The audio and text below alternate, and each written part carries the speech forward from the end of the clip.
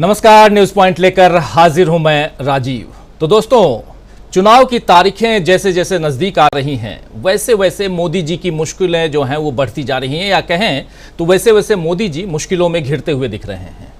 अभी तो साहब अमेरिका से मोदी मोदी करवा कर लौटे थे और अब फ्रांस पहुंच गए।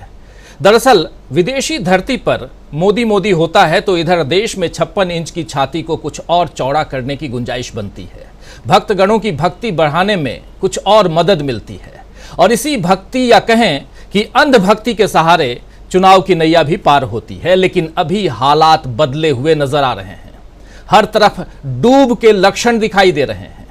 केवल यमुना ही खतरे के निशान से ऊपर नहीं बह रही है, बल्कि बीजेपी के लिए भी जगह जगह खतरे के निशान दिखने लगे हैं और ये सब मोदी जी की मुश्किल को बढ़ा रहे हैं। फ्रांस में तो मोदी जी सम्मानित हो रहे हैं, लेकिन उसी फ्रांस में यूरोपीय संसद में 6 संसदीय समूहों की तरफ से पेश किए गए प्रस्ताव में मणिपुर में पिछले 2 महीने से चल रही हिंसक वारदातों को न रोक पाने के लिए मोदी सरकार के तौर तरीकों की तीखी आलोचना की गई है। इसमें साफ साफ कहा गया है कि हिंदू बहुसंख्यकवाद को बढ़ावा देने वाली राजनीति से प्रेरित और बंटवारा करने वाली नीतियों और आतंकी समूहों की गतिविधियों में हुई बढ़ोतरी से हम चिंतित हैं। इस प्रस्ताव में यह भी कहा गया है कि इससे मीडिया और सिविल सोसाइटी को हिंसा की सही सूचना नहीं मिल पा रही है और उन्हें रिपोर्टिंग में मुश्किल आ रही है। तो ये कहना है यूरोपीय संसद में जो प्रस्ताव है, उस प्रस्ताव में ये बातें आई हैं। जबरदस्त बातें इस पर रखी गई। अपने अपने विचार यूरोपीय संसद में, पार्लियामेंट में, उसी फ्रांस में रखा गया तब जब प्रधानमंत्री नरेंद्र मोदी फ्रांस में थे, पेरिस में थे। इस प्रस्ताव पर विदेश मंत्रालय, भारत के विदेश मंत्रालय के प्रवक्ता अरिंदम बागची ने कहा है कि हमने देखा है कि यूरोपीय संसद ने मणिपुर के घटनाक्रम पर चर्चा की और एक तथाकथित अत्यावश्यक प्रस्ताव को लाया। भारत के आंतरिक मामलों में इस तरह का हस्तक्षेप अस्वीकार्य है और औपनिवेशिक मानसिकता को दर्शाता है। ये कहना है विदेश मंत्रालय का, यानी इधर से हमारी तरफ से, अपने देश की तरफ से इस पर प्रतिक्रिया आ गई है। तो सरकार ने यूरोपीय संसद को उसकी हद तो बता दी है, लेकिन देश में हालात हद में नहीं आ पा रही है, ये साफ दिखाई दे रही है। और उस बारे में सरकार क्या सोच रही है ये पता नहीं चल पा रहा है, क्योंकि मोदी जी तो मणिपुर पर चुप ही हैं। इधर मणिपुर के हालात का असर मिजोरम पर भी पड़ता हुआ दिख रहा है।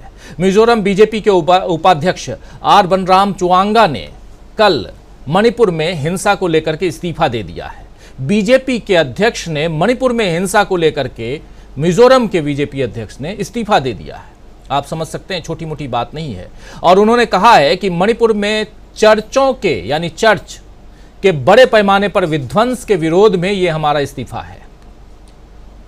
और उन्होंने यह भी आरोप लगाया है कि यह राज्य और केंद्र के अधिकारियों द्वारा समर्थन से किया जा रहा है। केंद्र के अधिकारी यानी केंद्र, और केंद्र यानी उनकी सरकार केंद्र में। तो क्या केंद्र की सरकार, जो बीजेपी सरकार है, वो मणिपुर में जो कुछ कर रही है और उस बारे में मिजोरम के बीजेपी के अध्यक्ष अगर ये बात कह रहे हैं तो छोटी मोटी बात नहीं हो सकती और वो इस्तीफा दे रहे हैं। इधर बाढ़ के कारण तबाही झेल रहे हरियाणा में आम लोग जो हैं अब सरकार से खुलकर नाराजगी दिखा रहे हैं। बुधवार को जेजेपी विधायक ईश्वर सिंह को थप्पड़ जड़ने के बाद बाढ़ से हुई तबाही झेल रहे लोगों का गुस्सा कुरुक्षेत्र में बीजेपी सांसद नायब सैनी पर फूट पड़ा। लोगों ने सांसद के खिलाफ मुर्दाबाद के नारे लगाते हुए कहा कि जब हालात बिगड़ जाते हैं तो राजनीति करने आते हो। कुल मिलाकर के जब जनता बीजेपी को इस तरह सुनाने पर आ जाए तो समझ में आता है कि उसके लिए मुश्किलों भरे दिन आ रहे हैं। मोदी जी के वंदे भारत को झंडी दिखाने वाले इवेंट पर भी अब मुश्किलें आ रही हैं। दरअसल वंदे भारत ट्रेनों को हरी झंडी दिखाने पर एक आरटीआई से मिली हुई जानकारी में ये पूछा गया, आरटीआई में, कि कितने पैसे खर्च होते हैं साहब, ये तो बताइए एक कार्यक्रम में। तो रेलवे में इस कार्यक्रम के, इस जानकारी के मुताबिक ये बताया गया है कि रेलवे में देश के अलग अलग हिस्सों में ऐसे ही 4 कार्यक्रमों पर 5 करोड़ 60 लाख रुपए खर्च कर दिए गए। 4 कार्यक्रम। करना क्या था? मोदी जी को हरी झंडी दिखानी थी, लेकिन खर्चे कितने हुए? 5 करोड़ 60 लाख रुपए। इस पर कांग्रेस अध्यक्ष मल्लिकार्जुन खड़गे ने बीजेपी को घेरा है और उन्होंने कहा है कि प्रधानमंत्री मोदी जिस तरह आम लोगों का पैसा वंदे भारत ट्रेनों को हरी झंडी दिखाने के कार्यक्रमों पर खर्च कर रहे हैं वो शर्मनाक है। तो दोस्तों मतलब साफ है कि सरकार से न सत्ता संभल पा रही है न शासन, और अब तो ऐसा लग रहा है कि जिस तरह जोड़ तोड़ करके दूसरे दलों के नेताओं को अपने पाले में ला रहे हैं वो भी नहीं संभल पा रहे हैं। ऐसा क्यों कह रहा हूं? इसलिए कह रहा हूं क्योंकि अभी अभी आपने महाराष्ट्र का हाल देखा। महाराष्ट्र में एनसीपी में तोड़फोड़ की गई और एनसीपी से ही अजीत पवार को लाया गया, उनके साथ साथ 8 और नेता आए, मंत्री बन गए, यानी टोटल 9 बने मंत्री। अजीत पवार कह रहे थे मुझे वित्त मंत्रालय चाहिए, अब अजीत पवार वित्त मंत्रालय लेने में कामयाब हो गए हैं। इसका मतलब यह है कि शिंदे गुट में नाराजगी बढ़ेगी और इसका असर बीजेपी पर पड़ेगा। बीजेपी से चुनाव भी नहीं संभल पा रहे हैं दोस्तों। हर चुनावी राज्य में कांग्रेस बीजेपी से 2 कदम बढ़कर रणनीति बनाती हुई दिखाई दे रही है। कहीं पदयात्रा हो रही है, कहीं घोटालों का पर्दाफाश हो रहा है। कुल मिलाकर दिख रहा है कि बीजेपी से देश, राज्य, सत्ता, सरकार कुछ भी नहीं संभलते बन रहा है। और चंद्रायन जो चंद्रयान है वो भेजने जैसी उपलब्धियां हासिल तो हो रही हैं, उन पर गर्व करने का मौका बीजेपी नहीं छोड़ पा रही है, क्योंकि उपलब्धियों के नाम पर बीजेपी अपने खाते में कुछ तो जोड़ना चाहती है। लेकिन जब चंद्रयान की बात हम करेंगे तो नेहरू जी तो याद आएंगे।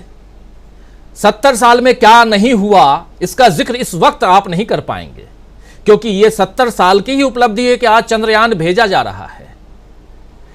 तो हकीकत यही है दोस्तों कि कांग्रेस सरकार की देन है चंद्रयान, और पूरी ऐसी परिकल्पना, इसरो की कल्पना उसी जमाने की, और यहां उपलब्धि अपने हाथ में, अपने पाले में लेने की कोशिश कोई भी सरकार करेगी। अभी मोदी सरकार है, मोदी सरकार कर रही है, लेकिन मुश्किलों में मोदी सरकार साफ साफ कुछ पॉइंट्स आपके सामने रखना चाह रहा था। और इस न्यूज पॉइंट में आज चर्चा करते हैं कि क्या मोदी जी से कुछ नहीं संभल पा रहा है, क्या मुश्किल में पड़ रहे हैं मोदी जी। सवाल मुश्किल नहीं है। जवाब हमारे साथ देने के लिए कुछ वरिष्ठ साथी जुड़े हुए हैं, उन सबसे आपकी मुलाकात करवाता हूं, परिचय करवाता हूं, आगे बढ़ते हैं। इस वक्त हमारे साथ देखिए आप 6 वरिष्ठ साथी जुड़े हुए हैं हमारे साथ। इधर स्टूडियो में 2 साथी हैं। राहुल लाल जी आज पहली बार स्टूडियो में मौजूद हैं। राहुल लाल जी आपका स्वागत करता हूँ। हमारे साथ शकील अख्तर जी हैं। शकील अख्तर जी आपका स्वागत करता हूँ। और अलग अलग जगहों से उधर उत्तराखंड की राजधानी देहरादून से हमारे साथ जुड़ी हुई हैं मीनू जैन जी। मीनू जी आपका स्वागत है। इधर दिल्ली से ही हमारे वरिष्ठ साथी प्रोफेसर अखिल स्वामी जी जुड़े हुए हैं। उधर छत्तीसगढ़ से जुड़े हुए हैं। छत्तीसगढ़ की राजधानी रायपुर है, आप सब जानते हैं, और बगल में दुर्ग और भिलाई है। छोटा सा एरिया पहले होता था, छोटा सा शहर होता था, अब बड़ा शहर हो गया। और बहुत ही भिलाई के नाम से जानते थे लोग छत्तीसगढ़ को।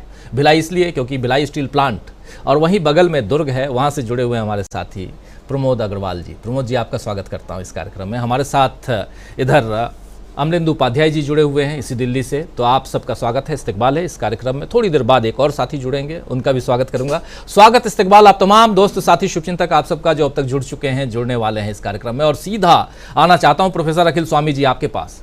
क्या सचमुच लगता है कि मुश्किल में है, या चंद्रयान तो अब कक्षा में स्थापित होने जा रहा है ऑर्बिट में, और बल्ले बल्ले तो है देश के, उधर मोदी भी हो रहा है, तो मुश्किल में क्यों है मोदी जी? देखिए राजीव जी, आपने शीर्षक दिया है मुश्किल में है पीएम मोदी। मुझे ऐसा लगता है अभी तो मुश्किलें शुरू हुई हैं, मुश्किलें तो बहुत ज्यादा बढ़ेंगी। एक बार क्या हुआ कि एक गुरु जी के 2 शिष्य थे, वो शिष्य आपस में लड़ते बहुत ज्यादा थे। तो जब वो पैर दबाते थे तो ये होता था कि कौन सा पैर कौन दबाए। तो गुरुजी ने ये कहा कि बायां पैर जो है पहला शिष्य दबाएगा और दायां पैर दूसरा शिष्य दबाएगा। उन्होंने पैर दोनों शिष्यों को बांट दिए। अब वो शिष्य तो आपस में लड़ने वाले थे, तो जो पहला शिष्य था उसने दूसरे जो शिष्य की टांग थी उसको तोड़ दिया, और जो दूसरा था उसने पहले जो शिष्य की टांग थी तोड़ दिए। तो गुरुजी की दोनों टांग टूट गई। तो वास्तविकता में ये मुझे लग रहा है कि मोदी जी के साथ अब जो समस्या होने वाली है, जो महाराष्ट्र में समस्या हो गई, वहां तो 2 शिष्य नहीं 3 शिष्य हैं। अब एकनाथ शिंदे तोड़ेंगे अजीत पवार के गुरुजी की टांग, और अजीत पवार तोड़ेंगे एकनाथ शिंदे के टांग, और तीसरे जो हैं जो वहां पे जो महाराज बीजेपी के हैं वो पता नहीं फडणवीस साहब पता नहीं किसकी टांग तोड़ेंगे। तो गुरुजी तो देखिए समस्या में आने वाले हैं। और यही स्थिति आप जो कह रहे हैं मिजोरम में शुरू हो गई है, और यही स्थिति मणिपुर में बिल्कुल शुरुआत हो गई है। तो जो गुरुजी हैं वो हैं बहुत ज्यादा समस्या में। अच्छा, एक चीज और देखिए राजीव जी, आप नोट कीजिएगा, एक शब्द है, मैं किसी का संदर्भ नहीं ले रहा हूं, किसी पे व्यक्तिगत आक्षेप नहीं लगा रहा हूं, उत्तर प्रदेश का शब्द है, उसको कहते हैं पनौती। तो अगर आप किसी चीज से दूर रहें, मान लीजिए मुझे लगता है कि मेरे जो पैर हैं किसी जगह पे शुभ नहीं है, और अगर मैं वहां पे नहीं होऊंगा तो जो भी होगा वो शुभ होगा।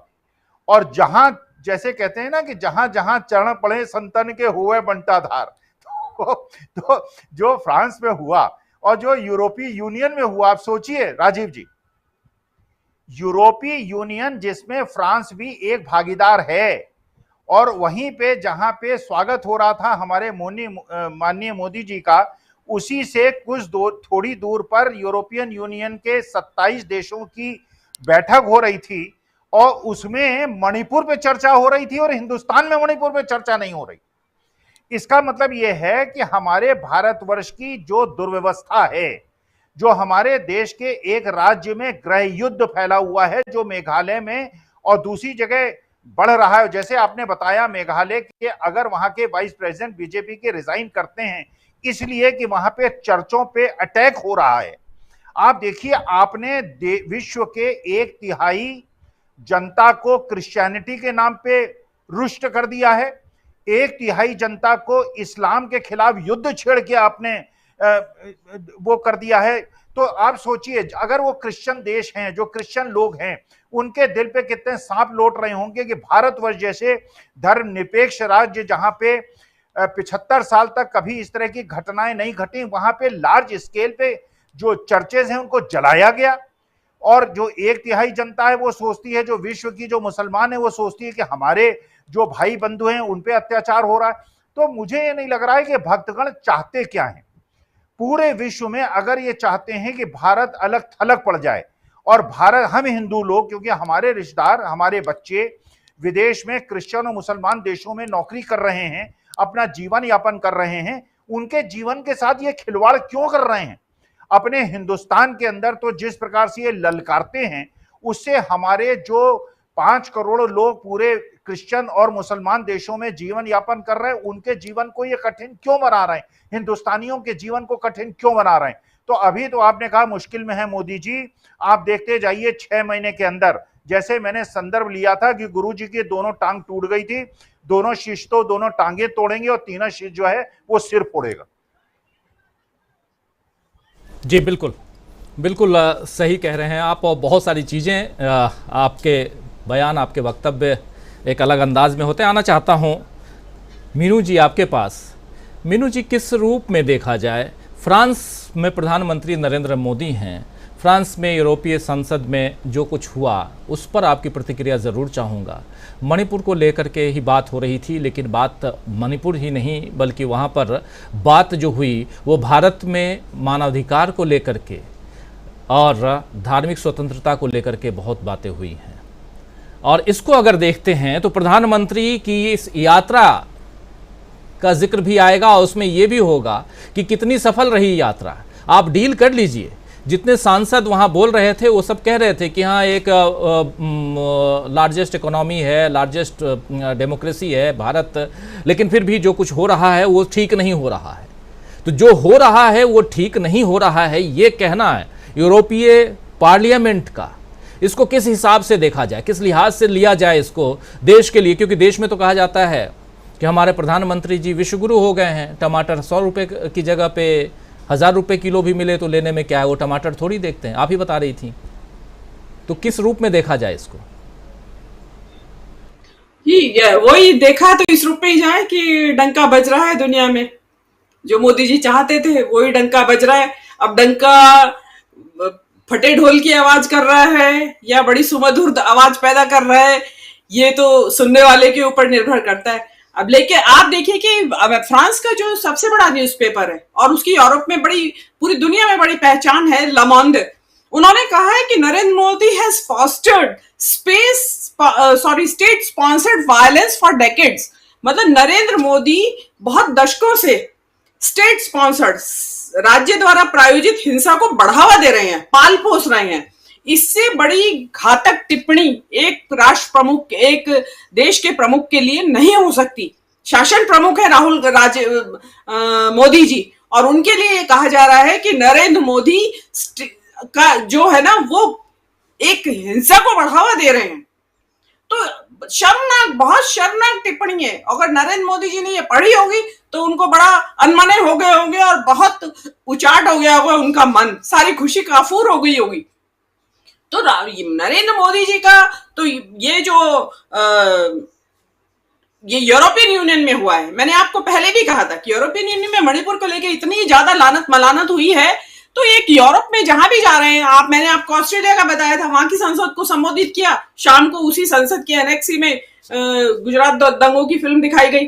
अमेरिका में उधर मोदी जी कांग्रेस उनके संसद को संबोधित कर रहे हैं, इधर ओबामा जी इंटरव्यू दे रहे हैं कि भारत में अल्पसंख्यकों के ऊपर अत्याचार है, स्थिति अच्छी नहीं है। और आज यहां हो गया है कि मोदी जी को वहां अवार्ड दिए जा रहे हैं और बड़े प्रशंसा की जा रही है, उधर उनका यूरोपियन यूनियन में उनको लानत मलानत भेजी जा रही है। और इतना बड़ा न्यूज़पेपर लमॉन्ड इतनी नेगेटिव टिप्पणी, मतलब बहुत जवाब देना चाहिए मोदी जी को यहां आकर इस बात का, इस टिप्पणी का कि ये क्या कहा जा रहा है आपके बारे में। आप इस देश का प्रतिनिधित्व करते हैं, लेकिन जवाब कोई देगा नहीं। हो हल्ले में और शोर शराबे में सारी राजनीति को कर दिया जाएगा रफा दफा। एक और बड़ी इंपॉर्टेंट बात हुई, बड़ी मजाक की बात हुई है, बल्कि जो मोदी जी का एक तकिया कलाम है कि जहां जाते हैं वहीं के हो जाते हैं कि मैं तो यहाँ का हूं या मेरा यहाँ से बड़ा पुराना नाता है। तो वहां फ्रांस में भी वो एनआरआईज को संबोधित कर रहे थे तो बोले मेरा फ्रांस से बड़ा नाता है। और जब अहमदाबाद में 1981 में सबसे पहले फ्रांकोइस अलायंस, मतलब एक फ्रांस के बारे में, वहां की कल्चर के बारे में चर्चा वर्चा करने के लिए कुछ इस तरह का कोई अलायंस, कोई एक प्लेटफॉर्म बना, तो मोदी जी बताते हैं कि मैं उसको ज्वाइन करने वाला सबसे पहला भारतीय था। ठीक है, तो ये बात उन्होंने 2015 में भी कही थी। तो 2015 में वो जो उनका जो कार्ड था, जो ज्वाइन करने का मेंबरशिप कार्ड था, वो हरे रंग का था और टाइप रिटन था, सारी डिटेल्स उसमें। और जो कल उन्होंने बीजेपी के आईटी सेल ने वो ही कार्ड जारी किया मेंबरशिप का, तो वो गुलाबी रंग का है और उसमें डिटेल्स हाथ से लिखी हुई हैं। 1981 का ही कार्ड है, मतलब एक मेंबरशिप और 2 कार्ड, तो वही फ्रॉड। मतलब बाज नहीं आते हैं। ये कहते हैं ना कि मैं अदरवाइज नहीं कह रही हूं, वो कहता है चोर चोरी से जाए, हेरा फेरी से ना जाए। तो हेरा फेरी उसी तरह बरकरार है। कितनी शर्म की बात है कि प्रधानमंत्री अपनी डिग्रियां झूठी बताएं तो बताएं, कम से कम ये तो ना झूठ बताएं कि एक किसी एक फ्रांस का कोई यहाँ पे एक प्लेटफॉर्म या कोई ग्रुप खुला अहमदाबाद में और उसको आपने ज्वाइन किया, उसके लिए आप 2015 में तो हरे रंग का कार्ड दिखा रहे हैं और आप दिखा रहे हैं कि उसका मेंबरशिप कार्ड गुलाबी रंग का था। मतलब जो इनका आईटी सेल है या खुद मोदी जी हैं, उनको चेक तो कर लें कि भाई झूठ बोले तो कम से कम सोच समझ के तो बोले। पर वही कहते हैं कि झूठ जो है ना बहुत लंबा टिकता नहीं, भूल जाते हैं आप कि पहले क्या बोला था हमने और आज हम क्या बोल रहे हैं। तो इतनी शर्मिंदगी की बात है। तो ये भी एक क्रेडिबिलिटी पे क्वेश्चन मार्क लगाती है देश के प्रधानमंत्री के ऊपर। उन्हें क्या जरूरत आ रही है इतना बड़ा झूठ बोलने की और उसके लिए झूठे झूठे सर्टिफिकेट दिखाने की। तो मोदी जी का क्या है, घिरे हुए हैं, विपक्षी एकता चल रही है, उधर राहुल गांधी ने नाक में दम कर रखा है, नई यात्रा चालू करने की तैयारी हो रही है।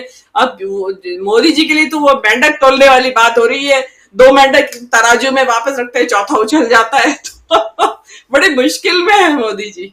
जी बहुत मुश्किल में है, वही हम लिख भी रहे हैं कि मुश्किल में है पीएम मोदी, और ये समझने की कोशिश कर रहे हैं। कई लोग सोचेंगे कि क्या मुश्किल में है, प्रधानमंत्री हैं भाई, करोड़ों की गाड़ी में घूमते हैं, विदेश की यात्रा कर रहे हैं, बल्ले बल्ले है, फिर मुश्किल में कैसे हैं।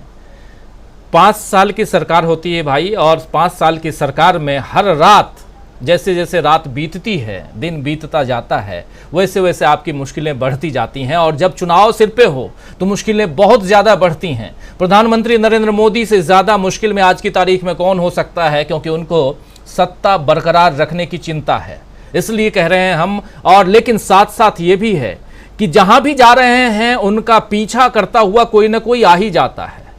जैसे अभी बता रही थी मीनू जी, इटली का सबसे बड़ा अखबार, उस अखबार के ऑपेड में अगर प्रधानमंत्री नरेंद्र मोदी के खिलाफ अगर लिख जाए, और उस दिन जिस दिन की प्रधानमंत्री वहाँ हैं, पेरिस में हैं, माफ़ करें फ्रांस का सबसे बड़ा अखबार, और वहाँ अगर पहुँच जाएं तो छोटी मोटी बात नहीं हो सकती। इसलिए बहुत कुछ है। जरा आना चाहता हूँ प्रमोद अग्रवाल जी आपके पास। प्रमोद जी, किस रूप में आप इसको देखते, इसलिए कह रहा हूँ क्योंकि आप छत्तीसगढ़ में हैं। छत्तीसगढ़ से जो खबरें आ रही हैं वो ये आ रही हैं कि वहाँ पर कांग्रेस पार्टी सेफ जोन में है। अगर कांग्रेस सेफ जोन में है तो यानी कि छत्तीसगढ़ पहले भी नहीं था, अभी 2018 से 2023 तक छत्तीसगढ़ जो है वो कांग्रेस के हाथ में है, और 2023 से लेकर के 2028 भी अगर कांग्रेस के हाथ में जाएगा तो ये तो एक राज्य गया, कर्नाटक गया था, ये भी मान ले गया। मध्य प्रदेश से वैसी खबर आ रही है जाएगा, मध्य प्रदेश भी इनके हाथ से जा रहा है, जहाँ सरकार है इनकी। चलिए छत्तीसगढ़ में तो रिटेन करने वाली बात है कांग्रेस के लिए, लेकिन मध्य प्रदेश में तो सरकार है छीनी हुई। अब वैसी स्थिति में क्या ये चैन कहाँ से मिले, मोदी जी को चैन कहाँ से मिले? क्योंकि वो ब्रांड एम्बेसडर हैं, सब कुछ, सारे चेहरे मोदी जी की तरफ हैं, सब उनकी तरफ, सारी निगाहें मोदी जी की तरफ हैं। कैसे देखते हैं आप, और यहाँ से आने वाले चुनावों को किस दिशा में आप जाते हुए देख रहे हैं? समाज में एक प्रचलित धारणा है राजीव जी की, जो विदेशी सामान होता है, जो उसको इंपोर्ट करके अपने घरों में लगाते हैं और घर की साज सज्जा वगैरह बढ़ाते हैं, वो समाज में बड़े प्रतिष्ठित कहलाते हैं, ख्याति प्राप्त लोग कहलाते हैं। और वो इसलिए ऐसा करना पड़ता है कि उनकी ख्याति जो होती है वो देश में खत्म हो जाती है। तो यह दिखाने के लिए कि मैं बड़ा ख्याति प्राप्त और इम्पोर्टेंट व्यक्ति हूं, इसलिए मैं विदेशों से सामान लाता हूं, विदेशों की चीजें रखता हूं। तो जो ख्याति अब खत्म हो गई है देश में, उसको विदेश से आयात करने की तैयारी कर रही है सरकार। लेकिन बड़ी मुश्किल में फंसे हुए हैं कि 3 महाद्वीप की जर्नी की है उन्होंने इस महीने, अमेरिका, ऑस्ट्रेलिया और अब यूरोप, और तीनों जगह ख्याति के बदले कुख्याति मिल रही है। यूरोपियन यूनियन के प्रस्ताव में जो कहा गया है उसमें 2-3 बातें बहुत इंपॉर्टेंट हैं। सिर्फ ये हमारे विरोध में है यह इंपॉर्टेंट नहीं है। इसमें यह भी कहा गया है कि जो केंद्र की फोर्स भेजी गई है मणिपुर में, वह भी हत्या कर रही है। यह बहुत बड़ी बात है। ये बात उस अखबार में छपी हुई बात को भी पुष्ट करती है कि हम स्टेट में सेंट्रल प्रायोजित हत्याकांड चला रहे हैं। दूसरी बात उसमें यह कही गई, उसमें भारतीय जनता पार्टी का नाम लिया गया है। किसी विदेशी संस्था को या विदेशी यूनियन को किसी एक पार्टी पर आक्षेप लगाना भारत सरकार के लिए और ज्यादा मुश्किल काम है कि अगर वो कहती कि भारत सरकार नहीं रोक पा रही है या भारत सरकार ऐसा कर रही है तो समझ में आता है। वो एक पार्टी के ऊपर भी आक्षेप लगा रहे हैं कि वो हिंदूवाद को प्रतिस्थापित करने में अल्पसंख्यकों पर अत्याचार को प्रोत्साहित कर रही है। तीसरी बात ये कहना चाहूंगा कि बंगाल में हिंसा हुई, बीजेपी ने एक प्रतिनिधिमंडल बनाया, पहुंच गया, उसने रिपोर्ट भी ले ली, वो आज अमित शाह के टेबल पर है। कल लाठीचार्ज हुआ, जगत प्रकाश नड्डा जी ने एक प्रतिनिधिमंडल बनाया, बिहार भेज दिया, वो जांच कर रहा है कि उनके एक कार्यकर्ता की लाठीचार्ज में मृत्यु कैसे हो गई। मणिपुर के मामले में ये सारे लोग चुप क्यों हो जाते हैं? ना वहां पर कोई मंत्री जाता है, ना कोई प्रधानमंत्री कहता है। गृह मंत्री गए थे, मुंह की खा के आ चुके हैं, और कोई प्रतिनिधिमंडल अगर खुद से नहीं बनता तो विपक्ष के किसी नेता को उसका अध्यक्ष बना करके वहां भेज दे कि भाई आप ही जाके कुछ सुधार करने की कोशिश करो। जैसा मिजोरम में या मेघालय में हो रहा है, नागालैंड में भी हो रहा है। यूसीसी के मामले में नागालैंड वाले लगातार कह रहे हैं कि आप लागू करके तो देखो। तो हम क्या करना चाहते हैं? अब आता हूं छत्तीसगढ़ पर कि छत्तीसगढ़ सेफ जोन में है आप कहते हैं, तो पॉलिटिकली हम लोग काफी पिछड़े बदने जाते थे छत्तीसगढ़िया लोग, क्योंकि हमारे यहाँ आदिवासी और मूल निवासियों की संख्या सबसे ज्यादा है। लेकिन एक बात बताता हूं कि छत्तीसगढ़िया सबसे बढ़िया इसलिए ही कहा जाता है कि हम पॉलिटिकल डिसीजन बहुत अच्छे लेते हैं। आपको याद होगा कि जब केंद्र में मनमोहन सिंह जी की सरकार हुआ करती थी तो छत्तीसगढ़िया भारतीय जनता पार्टी को वोट दिया करता था, और जब केंद्र में सरकार मनमोहन सिंह जी की हट गई तो छत्तीसगढ़ ने कांग्रेस को इतना बहुमत दे दिया कि स्वयं कांग्रेस ने कभी नहीं सोचा था कि इतना बहुमत उन्हें मिलेगा। सरकार अच्छा काम कर रही है निश्चित रूप से। यहां पर भारतीय जनता पार्टी को दो नुकसान होते हैं। यहां पर इनको संप्रदायवाद फैलाने का मौका नहीं मिलता, और यहां का आदिवासी अपने ऊपर किए गए पेशाब को बहुत अच्छी तरह से समझता है और उसका जवाब भी देता है। इसलिए यहां भारतीय जनता पार्टी के लिए कोई स्पेस बचा हुआ है ऐसा लगता नहीं है। फिर भी पॉलिटिकल लड़ाई है, पॉलिटिकल लड़ाई में कब क्या होगा कोई कह नहीं सकता। मैं मोदी जी पर फिर फ्रांस जाना चाहता हूं।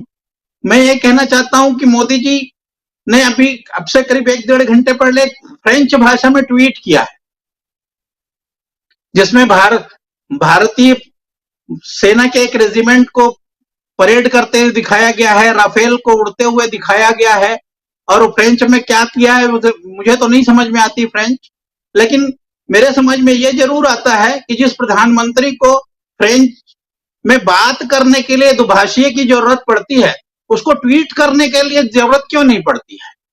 वो ट्वीट फ्रेंच भाषा में कैसे कर लेता है। और दूसरी बात यह है कि वो जो धुन बज रही थी पंजाब रेजिमेंट की कि सारे जहां से अच्छा हिंदुस्तान हमारा, वो उस शायर की लिखी हुई धुन है जिस शायर को अपने दिल्ली यूनिवर्सिटी के पाठ्यक्रम से बाहर कर दिया है। इकबाल साहब को अब नहीं पढ़ाना चाहते इस देश में, लेकिन उनकी धुन जरूर बजवाना चाहते हैं। ठीक वैसे ही जैसे आप देश में नाथूराम गोडसे को पूजा करते हैं और विदेश जाते ही महात्मा गांधी के सामने नतमस्तक हो जाते हैं, वैसे ही आप अल्लामा इकबाल को नहीं पढ़ाना चाहते देश में, लेकिन उनकी धुन वहां पढ़ा करके गर्वान्वित होते हैं। बहुत दो तरह के मापदंडों को लेकर के चलने वाली सरकार है, दो तरह के भारत बनाने वाली सरकार है। और एक टाइम मैगजीन की फिर याद दिलाता हूं आपको, जो पिछले चुनाव के बाद कवर पेज पे छपा था, the great divider of India. वैसे ही हालात फिर हैं। शायद उसकी शुरुआत फ्रांस से हुई हो भले ही, लेकिन छप तो यही रहा है कि हम क्या करने जा रहे हैं, हम क्या से क्या हो गए हैं देखते देखते। हम क्या से क्या हो गए देखते देखते। हमारे साथ जुड़ गए हैं प्रशांत टंडन जी, वरिष्ठ पत्रकार हमारे साथ ही। आपका स्वागत करता हूं प्रशांत जी। और सीधा पहले आपके पास आना चाहता हूं, ले मोंडे, उसके बारे में अभी फ्रांस का एक प्रतिष्ठित अखबार है, उसके बारे में अभी जिक्र कर रही थी मीनू जैन जी, और उसने जो कुछ छापा है, जब प्रधानमंत्री नरेंद्र मोदी वहां हैं, बड़ी बड़ी खबरें छपनी चाहिए थी, मोदी जी की तारीफ छपनी चाहिए थी, लेकिन दो बातें वहां हो रही हैं। पहली बात कि यूरोपियन सांसद ने, यूरोपियन पार्लियामेंट ने सीधा सीधा मणिपुर को लेकर के और जो टिप्पणी, जो प्रस्ताव पारित किया है, वो प्रस्ताव बहुत रिमार्केबल इस हिसाब से है कि आज यूरोप हमारे बारे में क्या कह रहा है। यूरोप कह रहा है कि हिंदू बहुसंख्यकवाद को बढ़ावा देने वाली राजनीति से प्रेरित और बंटवारा करने वाली नीतियों और आतंकी समूहों की गतिविधियों में हुई बढ़ोतरी से हम चिंतित हैं, ये भारत के लिए कह रहा है। उसके अलावा कह रहा है कि इससे मीडिया और सिविल सोसाइटी को हिंसा की सही सूचना नहीं मिल पा रही है और उन्हें रिपोर्टिंग में मुश्किल आ रही है, उनको रिपोर्टिंग करने से रोका जा रहा है। उस पूरे जो प्रोसीडिंग है वहाँ पार्लियामेंट की, उसको देखिए, आप देखे होंगे ज़रूर प्रशांत जी, तो साफ समझ में आता है कि हिंदुस्तान में जो कुछ हो रहा है यूरोप की बहुत पैनी निगाह उस पर है, और खासकर धार्मिक स्वतंत्रता और मानव अधिकार, ये दोनों शब्दों का बार बार प्रयोग किया गया। और उसके साथ साथ ये भी कहा गया कि हाँ ठीक है, भारत एक बड़ा बाजार है, लेकिन फिर भी जो ये हो रहा है ये ठीक नहीं हो रहा है। उसमें मणिपुर सबसे आगे है। 250 चर्चों को जला दिया गया और 50,000 से ज़्यादा लोग आज बेघर हैं, 120 से ज़्यादा लोगों की मौत हो गई। ये तमाम बातें वहाँ यूरोपियन पार्लियामेंट में कही गई हैं, छोटी मोटी बात नहीं। इसके बाद प्रस्ताव, और साथ साथ ले मोंडे जो अखबार लिख रहा है वो प्रधानमंत्री के खिलाफ लिख रहा है, देश के प्रधानमंत्री ही नहीं, अगर देश बोलें, भारत के उसमें। जरा आप तो उस एडिटोरियल को भी पढ़ चुके हैं, जरा आपसे समझना चाहता हूं कि कहां जा रहा है देश, कितने मुश्किल में है प्रधानमंत्री नरेंद्र मोदी। हालांकि कल प्रधानमंत्री नरेंद्र मोदी सीधे यहां से यूएई जाएंगे और वहां जैसे अमेरिका से वो गए थे इजिप्ट, यहां से यूएई जाने वाले हैं। लेकिन जब यहां हैं, यानी फ्रांस में हैं, पेरिस में हैं, और तब जो बातें आ रही हैं, यूरोप से जो बातें आ रही हैं, G20 को हमारे देश को G20 की अध्यक्षता मिली हुई है, और वैसे में आज की तारीख में ये सब कुछ जो गतिविधियां हो रही हैं, जो आप स्क्रीन पे देख रहे हैं, क्या कुछ, किस नज़र से देखा जाए, कैसे देखा जाए, कितनी मुश्किल हो रही होगी प्रधानमंत्री नरेंद्र मोदी को इन सवालों से बचने में। हालांकि प्रेस कॉन्फ्रेंस नहीं कर रहे हैं तो सवालों से बच जाएंगे, लेकिन फिर भी कहीं ना कहीं सवाल तो पीछा करेंगे ना। प्रशांत जी। राजीव जी, ली मॉन्ड फ्रांस का अखबार जरूर है, लेकिन दुनिया के सबसे प्रतिष्ठित अखबारों में इसकी गिनती होती है। वॉशिंगटन पोस्ट और न्यूयॉर्क के बराबर की गिनती इसकी होती है। दुनिया के 6 बड़े अखबारों में इसकी ये शुमार है। अब ली मॉन्ड ने जो संपादकीय छापा है और प्रधानमंत्री मोदी की फ्रांस की मौजूदगी के वक्त छापा है, बहुत कड़े अल्फाज इस्तेमाल किए हैं। मतलब उनको बुचर और गुजरात तक कहा है। हिंदी में कहें, बड़ा बुरा लगता है कहने में, गुजरात का कसाई। ऐसे कड़े शब्दों का चुनाव ली मॉन्ड ने अपने संपादकीय में किया है। और ये अखबार फ्रांस के या यूरोप के सब बड़े लोग पढ़ते हैं, सारे संस्थानों में जाता है, वहाँ के सरकार के लोग भी इसको पढ़ते हैं, और केवल पढ़ते नहीं हैं, प्रभावित होते हैं उसकी राय से। तो ये, और आप देखिए कि जब अभी लाल साहब चर्चा करें तो ऑस्ट्रेलिया में भी वहाँ के टीवी चैनलों ने क्या कहा मोदी जी के बारे में। अमेरिका में क्या हुआ हम सब जानते हैं। ओबामा का इंटरव्यू चल रहा था, वो व्हाइट हाउस में जाने वाले थे CNN पर, और ओबामा क्या कह रहे थे उसको हम लोग यहाँ पे काफ़ी चर्चा कर चुके हैं, और हेमंत बिस्वा शर्मा ने हुसैन ओबामा तक कर दिया उनको। ये क्यों बड़ा रेखांकित करने वाली घटनाएं हैं राजीव जी।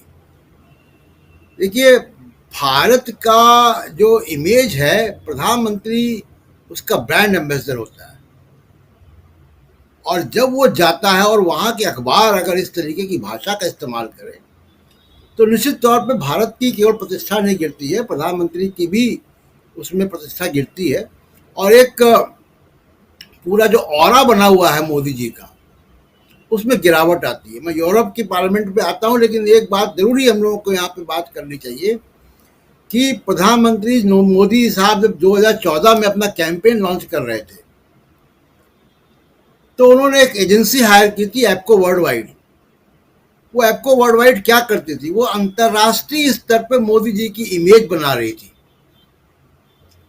अमेरिका और यूरोप का वीज़ा मोदी जी के पास नहीं था, तो उन्होंने चीन और जापान और तमाम दूसरे देशों की यात्राएं करवाई। ज़रूरी होता है किसी भी प्रधानमंत्री के लिए या भारतीय राजनीतिक के लिए जो कि सत्ता में आना चाहता है या सत्ता में रहना चाहता है, उसको दुनिया कैसे देखती है। और इसलिए मोदी साहब एक्सरसाइज कर रहे थे। इसलिए मोदी साहब ने बहुत शुरू के 5 साल आप देखिए कि बहुत ज़्यादा इन्वेस्टमेंट अपने समय का किया यूरोपीय देशों में या पश्चिम यूरोप के या वेस्टर्न वर्ल्ड की डेमोक्रेसीज में जाने में और संबंध बनाने में। बड़ा इम्पोर्टेंट संदेश जाता है राजीव जी, बहुत तरीके से।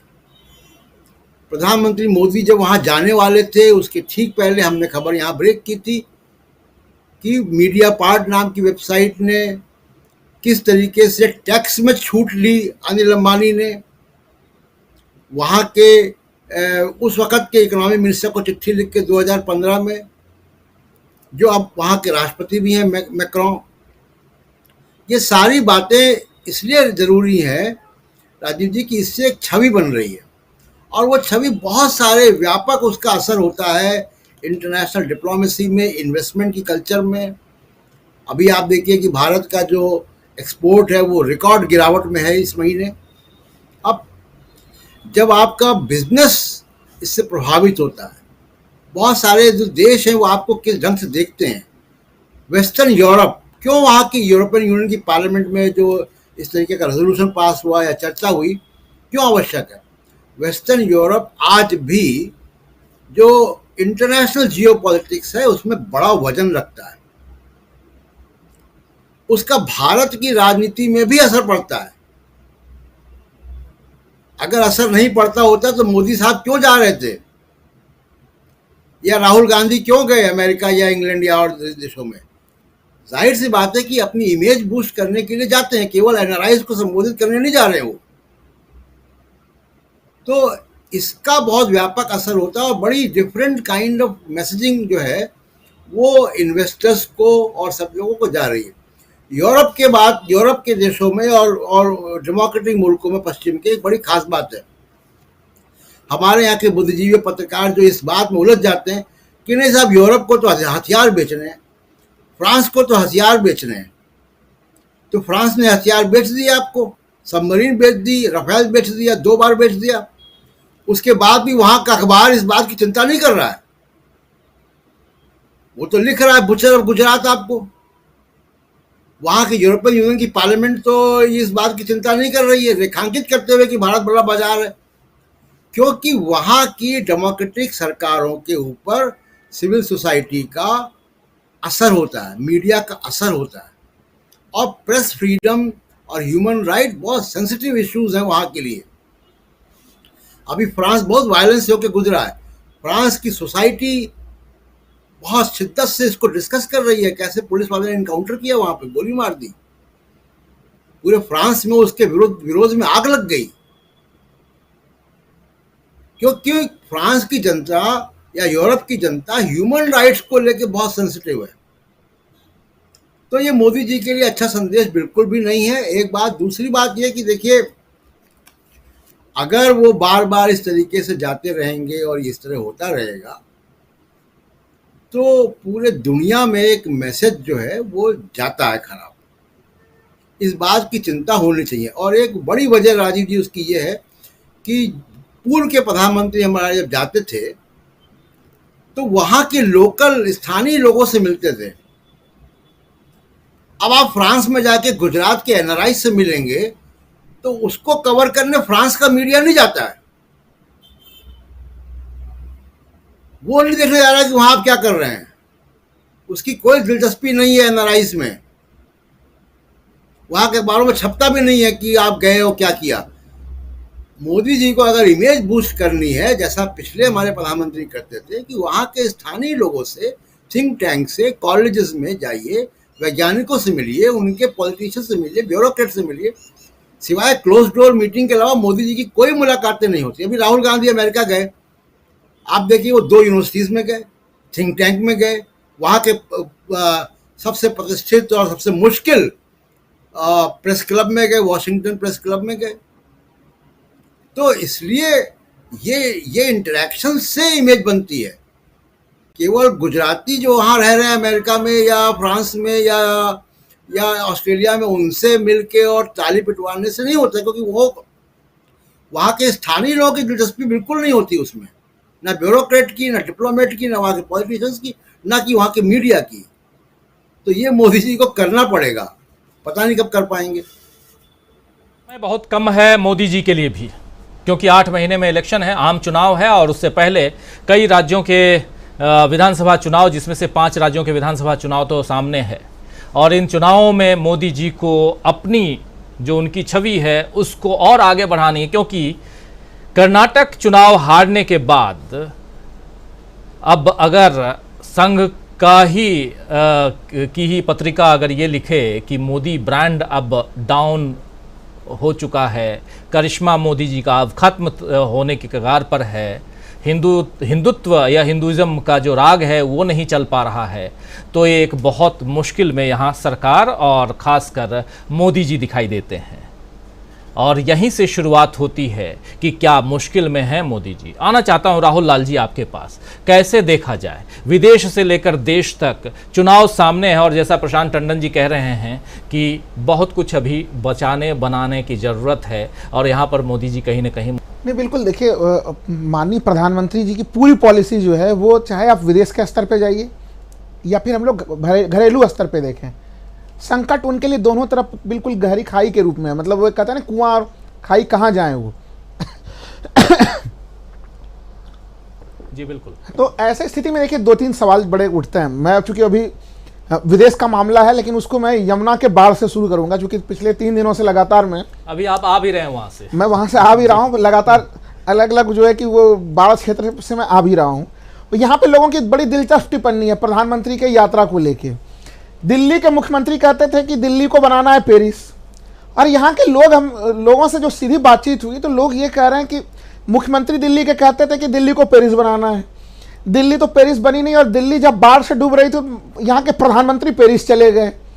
तो वो उन लोगों का ये कहना था कि जब फ्रांस एक तरह से जल रहा था, वहाँ के राष्ट्रपति तमाम चीज़ों को छोड़ के वो सीधे सीधे फ्रांस की यात्रा पर चले गए थे। मणिपुर की कभी प्रधानमंत्री जी ने चिंता नहीं की, और उस समय भी वो विदेश यात्रा पे रहे, फिर वो कर्नाटक के यात्रा पे रहे। अभी भी इस समय एक तरह से दिल्ली वो जगह बनी हुई है। यहाँ के दिल्ली के लोगों की प्रतिक्रिया कि एक ने कहा था कि स्मार्ट सिटी बनाएंगे, 500 स्मार्ट सिटी में क्या माननीय प्रधानमंत्री जी दिल्ली को भी स्मार्ट सिटी नहीं बना पाए, और दूसरे जो है कि वो तो पेरिस बनाने की बात कर रहे थे दिल्ली के मुख्यमंत्री।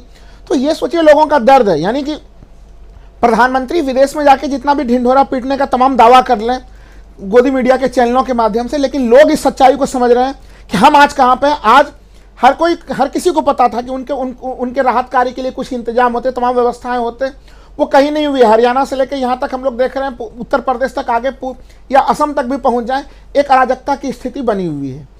अब अगर विदेश यात्रा को हम लोग देखें, अगर देखिए भारत और यूरोप के संबंध अगर 2004 से 14 के बीच में अगर हम लोग देखें, मनमोहन सिंह जी के समय में, क्योंकि यूरोप के संबंध दुनिया में परसेप्शन के लिए, आप भारत अगर लोकतंत्र की भूमि है तो इसको दुनिया किस रूप में देख रही है, वहाँ पे यूरोप एक तरह से वर्ल्ड थिंक टैंक के रूप में वो जगह आती है वहाँ पे। और हम लोगों के लिए आर्थिक महत्व भी है उसका, लोकतांत्रिक मूल्यों के लिए महत्व है, आर्थिक महत्व यह है कि हमारे यहाँ पे एक तरह से यूरोप भारत के लिए बड़ा बाजार है। आज यूरोप तो भारत को बाजार के रूप में देख रहा है। हमारा निर्यात लगातार जो गिर रहा है, बड़ी गंभीर चीज़ है कि निर्यात गिर रहा है। निर्यात गिरने की स्थिति में क्या है, आप यूरोप क्यों डिमांड करेगा वहाँ पे, अगर आपके यहाँ पे मानवाधिकार के इस रूप में हनन होंगे, तो ऐसे स्थिति में वो एक तरह से काफ़ी ज़्यादा लोकतांत्रिक मूल्यों वाला जगह है, तो वो तो आपको हथियार भी बेच देंगे और आपके सामान को लेंगे भी नहीं। तो प्रधानमंत्री जी की देखिए, हम लोग अगर अभी अमेरिका की यात्रा की बात करें, अमेरिका में जब प्रधानमंत्री थे तो बराक ओबामा, जिसको वो कहते थे कि बराक, उन्होंने उनके लिए क्या टिप्पणी की।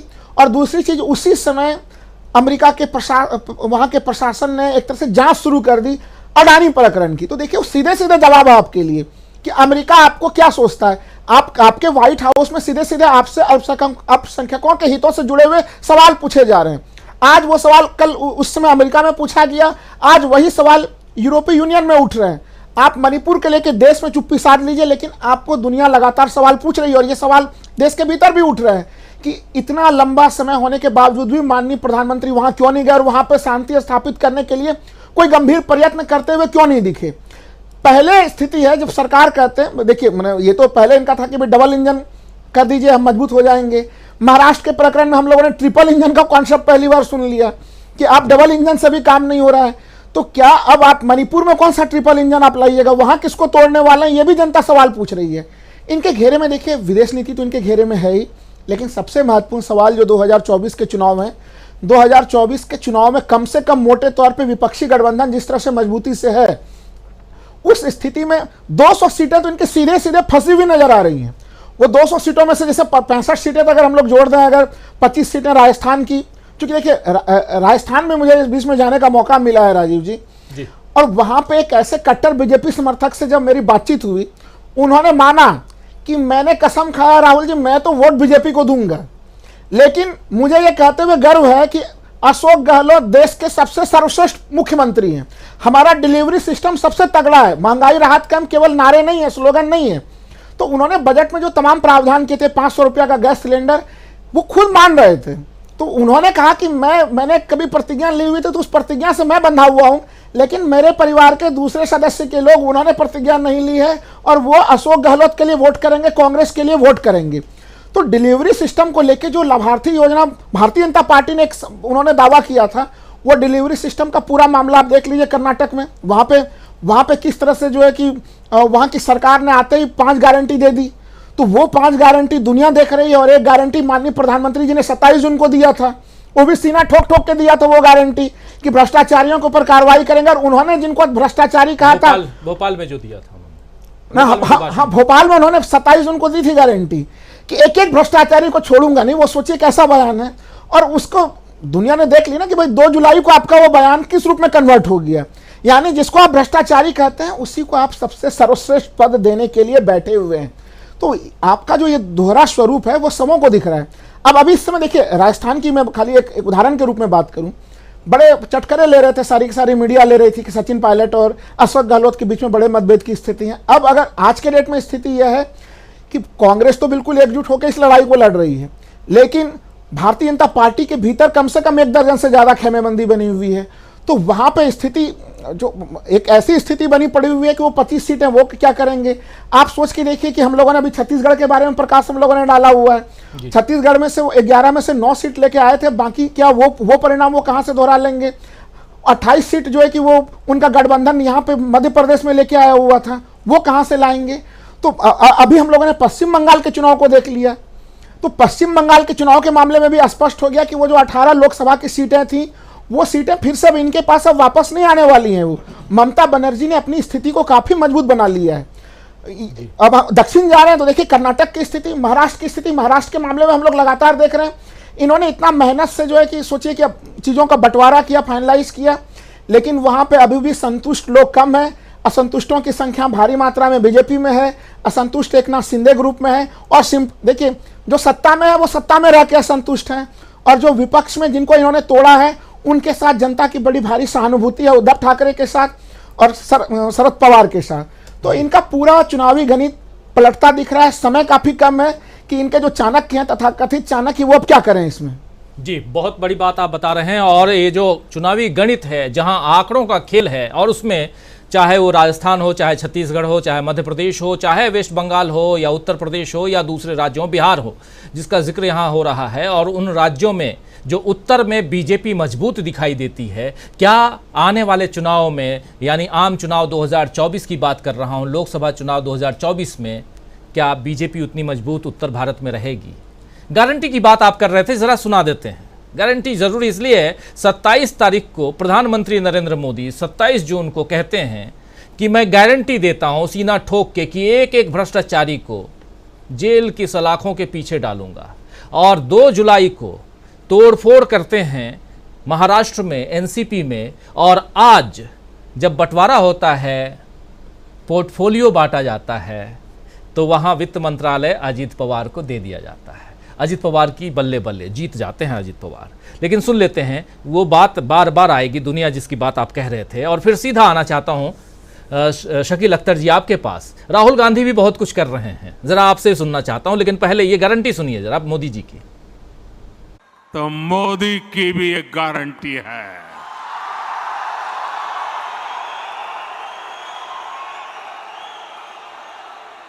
और मेरी गारंटी है, हर घोटालेबाज पर कार्रवाई की गारंटी।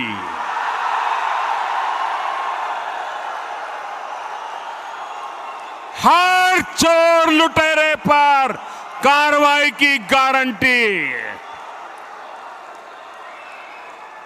जिसने गरीब को लूटा है, जिसने देश को लूटा है, उसका हिसाब तो हो करके रहेगा।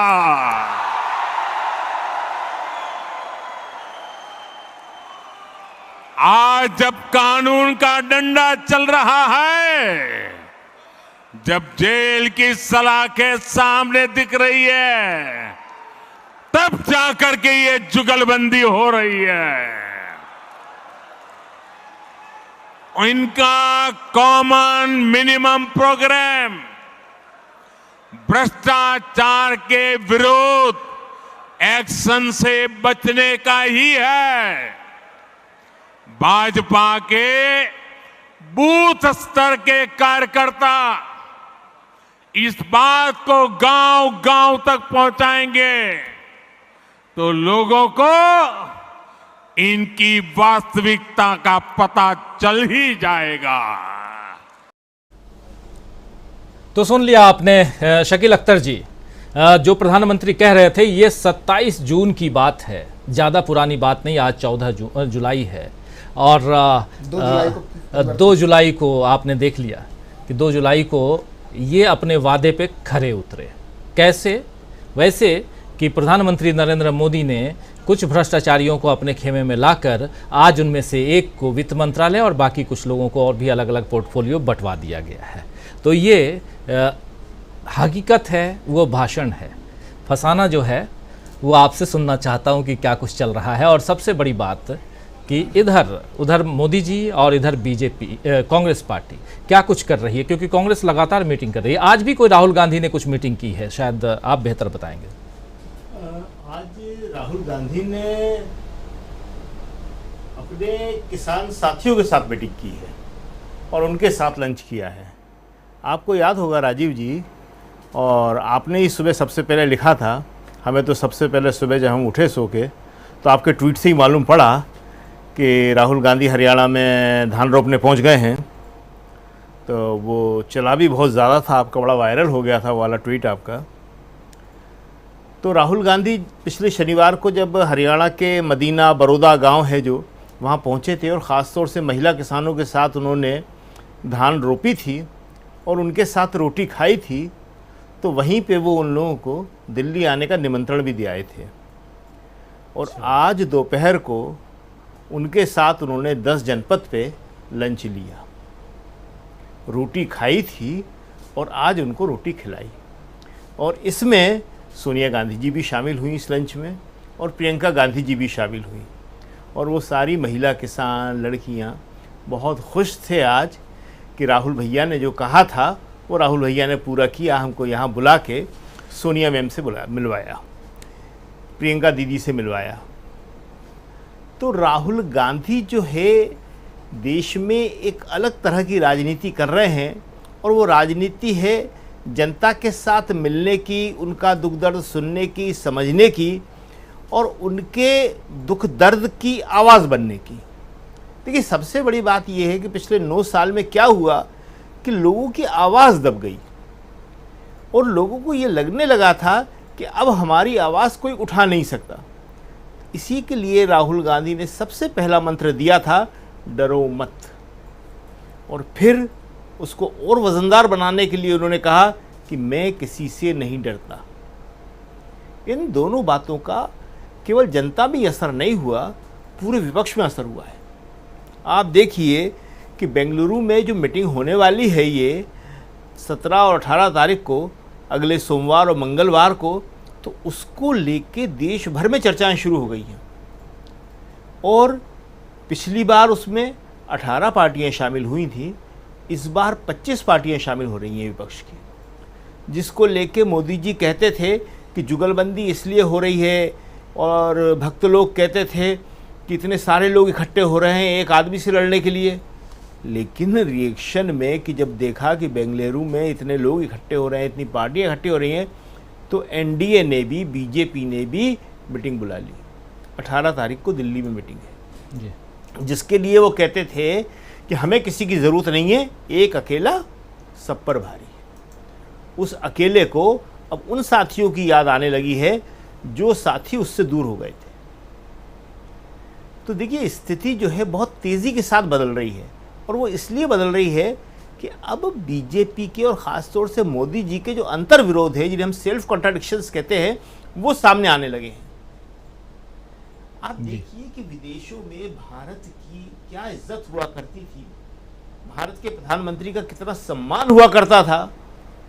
लेकिन आज की तारीख में जब प्रधानमंत्री मोदी फ्रांस पहुंचते हैं और वहाँ का सबसे बड़ा अखबार उनके ख़िलाफ़ छापता है, यूरोपियन यूनियन की मीटिंग होती है, कहते हैं कि साहब सब कुछ देश में पहली बार हो रहा है। ऐसा भी देश में पहली बार ही हो रहा है, लेकिन एक बार और हुआ था एक विदेशी ताकत ने भारत के मामले में बोलने की कोशिश की थी, और यहाँ उस वक्त प्रधानमंत्री हुआ करती थी इंदिरा गांधी, और वो देश भी बहुत बड़ा देश था, उस टाइम भी दुनिया का सबसे बड़ा देश था अमेरिका, और राष्ट्रपति थे निक्सन। जब बांग्लादेश से पूर्वी बंगाल था उन दिनों, पूर्वी बंगाल से बहुत बड़ी तादाद में भारत में शरणार्थी आने लगे थे, तो इंदिरा गांधी ने पाकिस्तान से सख्ती से कहा था कि इन शरणार्थियों को भारत आने से, भारत की तरफ आप जो धकेल रहे हैं उससे भारत को परेशानियों का सामना करना पड़ रहा है। आप पूर्वी बंगाल में स्थिति को सुधारें, वहाँ हिंसा न करें, बंगालियों पर जुल्म न करें, नहीं तो अच्छा परिणाम नहीं होगा। तो अमेरिका ने, निक्सन ने इंदिरा गांधी से कहा कि आपको हस्तक्षेप करने की ज़रूरत नहीं है, और इंदिरा गांधी ने उसका जवाब दिया था कि मेरे देश की धरती पे शरणार्थी आ रहे हैं, मेरी देश की अर्थव्यवस्था में प्रभाव पड़ रहा है, मेरे देश के लोगों में प्रभाव पड़ रहा है, और मेरे पड़ोस में जो अत्याचार हो रहा है उसको हम नहीं देख सकते। हम, अगर पाकिस्तान ने नहीं रोका तो हम वहाँ रोकेंगे, और वही उन्होंने किया। पाकिस्तान के 2 टुकड़े कर दिए। दुनिया के इतिहास में ऐसा युद्ध कभी देखने को नहीं मिला कि 1 लाख के करीब सैनिक बंदी बना लिए, उनको आत्मसमर्पण करना पड़ा। तो इंदिरा गांधी ने क्या दिखाया था कि हमारे मामले में हस्तक्षेप न करो, और अगर तुम्हें कुछ कहना है तो उस पाकिस्तान से कहो जो हमारे यहाँ शरणार्थी भेज रहा है, हमसे कहने की ज़रूरत नहीं है। और आज क्या हो रहा है, पहले अमेरिका ने कहा, और अमेरिका में भी किसने, जो भारत स्थित राजदूत है, और बड़े मजाक के लहजे में उन्होंने कहा कि साहब इसके लिए भारतीय होने की ज़रूरत नहीं है, मणिपुर के बारे में चिंता करने के लिए हम भी कर सकते हैं, और अगर आप कहो तो मदद भी कर सकते हैं। आज तक हमारी समझ में ये नहीं आया के मामले में ऐसा क्या कारण है, ऐसी क्या वजह है कि वो एक शब्द नहीं बोल रहे। जाना तो बहुत दूर की बात है, लेकिन मणिपुर पहला नहीं है, इससे पहले गुजरात भी ऐसे ही हुआ था।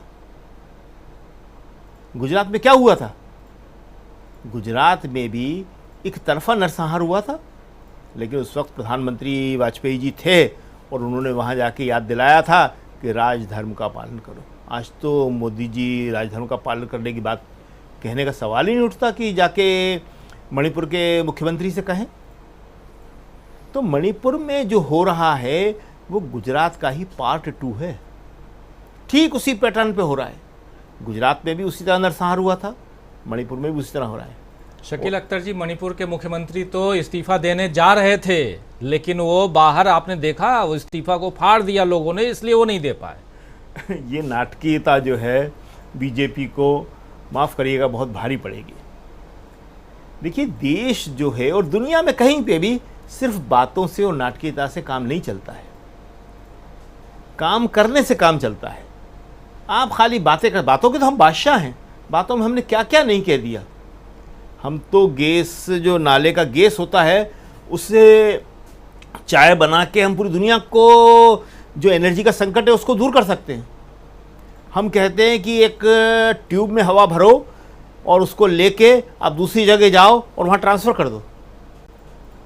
तो ये सारी बातें जो हैं, बातें करने में बड़ी मजाक लगती है, कुछ लोगों को बड़ी अच्छी लगती है, जिन्हें आजकल हम भक्त कहते हैं, और एक बड़ा मजाक सा बन गया है कि देखिए, देश की जो सामूहिक समझ है, जिसे हम मेघा कहते हैं, इंटेलिजेंस कहते हैं, वो नीचे की तरफ जा रही है। ये सब बातें बड़ी वैसी हो जाती है, लेकिन कहना पड़ रही है कि नेहरू ने इन चीज़ों को ऊपर उठाया था। आज ये नेहरू को इतनी गालियाँ देते हैं, क्यों देते हैं? इसलिए देते हैं कि नेहरू देश की जनता को उन्नत कर रहा था, अपग्रेड कर रहा था, और ये इसको नहीं चाहते हैं। ये चाहते हैं, इन्होंने साफ साफ कहा कि आईआईटी की ज़रूरत नहीं है, हमें आईटीआई चाहिए।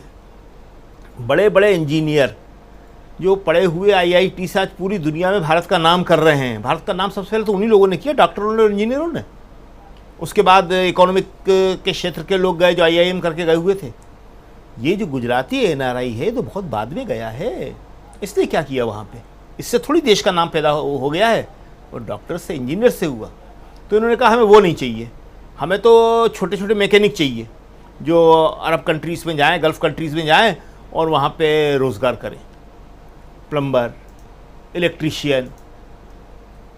देखिए, देश का नाम जो होता है वो होता है इंटेलेक्चुअल्स से, पढ़े लिखे लोगों से, जिन्हें हम कहते हैं प्रोफेशनल। वो प्रोफेशनल लोग नेहरू ने पैदा किए थे। और आज की स्थिति ये है कि दुनिया में भारत की जो इज्जत है वो बढ़ने के बदले लगातार कम होती जा रही है। यूरोपियन यूनियन का जो प्रस्ताव है कोई मामूली बात है ये? कोई कैसे हमारे मणिपुर के मामले में हस्तक्षेप कर देगा? कैसे अमेरिका का राजदूत कह देगा? वो इसलिए कहते हैं कि हम तो बोल ही नहीं रहे। दुनिया भर में ये सवाल पैदा होने लगा है कि भारत में आखिर ये हो क्यों रहा है। जो ह्यूमन वैल्यूज़ हैं, जो मानवीय मूल्य हैं, आधुनिक मूल्य जिसे हम डेमोक्रेसी कहते हैं, जिन्हें हम मानवाधिकार कहते हैं, जिन्हें हम लोकतंत्र कहते हैं, ये सब आधुनिक मूल्य हैं ना। तो ये सारे के सारे अभी तो पूरी दुनिया में फैले भी नहीं हैं, और भारत जो इतना आगे बढ़ के जो पीछे की तरफ मुड़ने लगा है, प्रतिगामी होने लगा है, ये पूरी दुनिया के लिए चिंता की बात है और अब भारत के लिए भी होने लगा है। और इसीलिए हम बार बार कहते हैं कि बेंगलुरु की जो मीटिंग है ये नैरेटिव को चेंज कर देगी। ये विपक्षी एकता जो है, आप देखिएगा कि 17-18 तारीख के बाद देश में एक नए तरीके का माहौल बनना शुरू हो जाएगा। 17-18 तारीख के बाद, ज़्यादा दिन नहीं है, आज 14 तारीख बीत रही है, 15-16, उसके बाद 17 और 18 2 दिन बेंगलुरु में बैठक होनी है विपक्षी एकता के लिए। और उस बैठक के बाद नैरेटिव चेंज होने की संभावना, उम्मीद जता रहे हैं शकील अख्तर जी, और बहुत सारी बातें बता रहे थे। राहुल गांधी ने आज अपने घर पर लंच पार्टी की उन किसानों के साथ जिन किसानों के साथ वो धान की रोपाई करके आए थे। लोग कह रहे थे कि धान तो बो दिया, अब आगे लो काटो। तो अब वो बो ही नहीं रहे हैं, बल्कि उन लोगों को बुला करके अपने घर में खिला भी रहे हैं। परेशानी में कौन पड़ने वाला है ये आप सब समझ सकते हैं। इसी हरियाणा में आज जेजेपी और बीजेपी के बीच ज़बरदस्त युद्ध चल रहा है।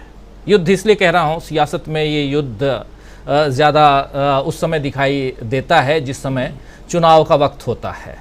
और अब धीरे धीरे पहले लोकसभा, उसके बाद विधानसभा का चुनाव अगले साल होगा, और खट्टर साहब की कुर्सी बहुत हिलती हुई दिखाई दे रही है। तो बहुत कुछ आने वाले समय में आप देखने वाले हैं। और उसी हरियाणा के एक गांव में, मदीना गांव में पहुंचे थे राहुल गांधी, जहां उन्होंने धान की रोपाई की थी। तो वहां से शुरुआत होती, यानी भारत जोड़ो यात्रा चालू आहे, ये जो मराठी में कहते हैं, तो वो चालू है भारत जोड़ो यात्रा राहुल गांधी की। चलिए, आना चाहता हूं अमलेंदु उपाध्याय जी आपके पास। कैसे देखते हैं आप ये मुश्किल, कैसे निकलें?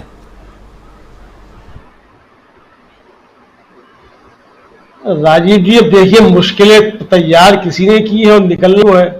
तो हम लोग तो ना मुश्किलें पैदा करने वालों में हैं और ना हम लोग जो है उनको बचाने वालों में हैं। तो अब जिसके लिए मुश्किलें तैयार हुई है वो सोचिए उसको कैसे निकलना है।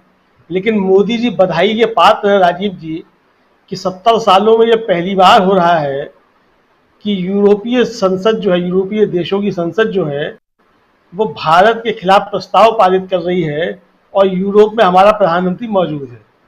तो प्रधानमंत्री इसके लिए बधाई के पात्र, डंका बज रहा है सारी दुनिया में हमारे प्रधानमंत्री का, तो एक बधाई तो उनके लिए बनती है। अब वो लामोंडे क्या लिख रहा है उसको तो छोड़ दीजिए, लामोंडे क्या लिख रहा है, वो तो अखबार है, कुछ भी लिख सकता है। लेकिन अगर यूरोपीय संसद जो है वो भारत के खिलाफ प्रस्ताव पारित कर रही है और ऐसे समय प्रस्ताव पारित कर रही है जब प्रधानमंत्री वहां मौजूद है, तो ऐसा तो 70 सालों में कभी नहीं हुआ।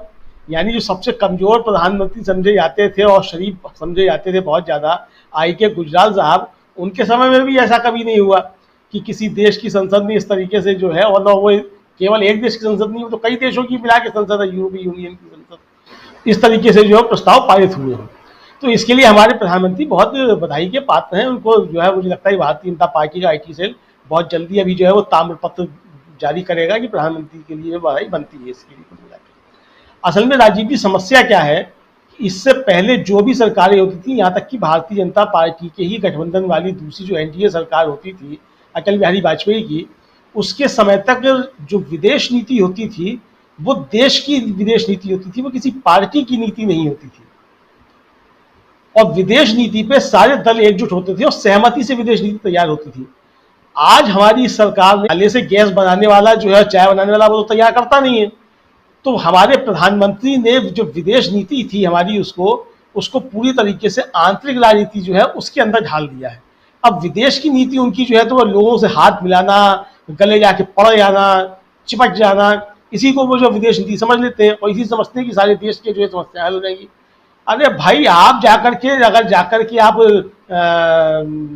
जो बाइडेन से अगर गले लिपट जाते हैं या उनके गले पड़ जाते हैं, जो भी आप कह लीजिए, तो वो तो आपको बेच देते हैं हथियार। आप वहां से भारत के लिए क्या लेकर के आ रहे हैं? क्या वीजा मिल गया भारतीयों को? तो ये जो गला पड़ना है, ये गले पड़ना जो भारत के लिए बड़ा भारी पड़ रहा है। तो प्रधानमंत्री तो जब चाहेंगे चलने जाएंगे, उनका क्या है, वो तो फकीर है, झोला उठा के कभी चल लेंगे। लेकिन देश कहां जाएगा झोला उठा के? राज्य की समस्या इस देश की है, प्रधानमंत्री की कोई समस्या नहीं है। प्रधानमंत्री की ना कोई आगे ना कोई पीछे। इतिहास जब लिखा जाएगा, प्रधानमंत्री थोड़े होंगे इतिहास पढ़ने के लिए इतिहास में क्या लिखा है कि प्रधानमंत्री नरेंद्र मोदी थे और वो कैसे व्यक्ति थे और कैसे उन्होंने इस देश का सत्यानाश किया, इस देश की अर्थनीति का, इस देश की विदेश नीति का और इस देश के सामाजिक ताने बाने का। जो लोग पढ़ेंगे वो तब पढ़ेंगे जब पीढ़ियां पढ़ेंगी। फिलहाल तो जो प्रधानमंत्री जो कर रहे हैं, तो वो तो जब चाहेंगे तब झोला उठा के चल देंगे। इस देश को सोचना है इस देश का क्या होगा। तो प्रधानमंत्री की चिंता नहीं है वो कैसे निकलेंगे।